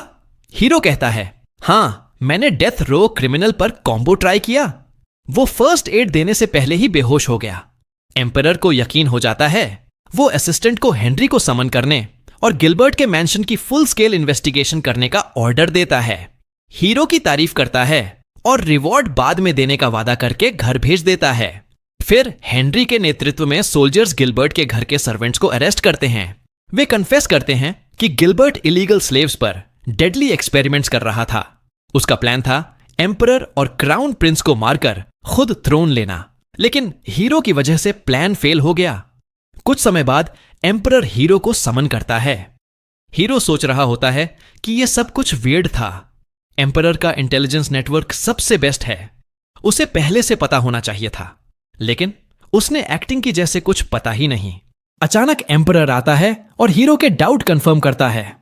कहता है, मैं वो वाइन पी ही नहीं रहा था। हीरो शॉक्ड होकर पूछता है, फिर एक्शन क्यों नहीं लिया? एम्परर कहता है, मेरे बहुत सारे बेटे सोचते हैं कि मैं बहुत लंबे समय से एम्परर हूं, अब बदलाव का समय है, लेकिन तुम ऐसा नहीं सोचते, इसलिए मैं तुम पर सबसे ज्यादा ट्रस्ट करता हूं। एम्परर ये कहकर हीरो को और करीब लाता है। तो नोआ अब vice minister of military affairs के पद पर भी सर्व करेगा और वो पहले से ही मिनिस्टर ऑफ जस्टिस है। उसके ऊपर वो governor general of the imperial guard भी बन जाएगा। नोआ ये सारी रिवॉर्ड एक्सेप्ट कर लेता है, बिना ये समझे कि उसके पिता असल में क्या चाहते हैं। लेकिन जवाब बहुत जल्दी क्लियर हो जाता है। एम्परर कहता है, मैं बिना लड़े नहीं जाऊंगा, लेकिन हो सकता है कि मेरे बेटों में से कोई मुझे मारकर थ्रोन हथिया ले। अगर ऐसा होता है तो वो चाहता है कि नोआ इंपीरियल गार्ड को लेकर कैपिटल पर कब्जा कर ले और फिर अगला एम्परर खुद चुन ले। यह बात नोआ के लिए प्रोसेस करना बहुत हैवी हो जाती है। बस यहीं पर यह वीडियो खत्म हो जाता है। चैनल को लाइक और सब्सक्राइब करना मत भूलना। थैंक्स फॉर वॉचिंग और नेक्स्ट वीडियो में मिलते हैं।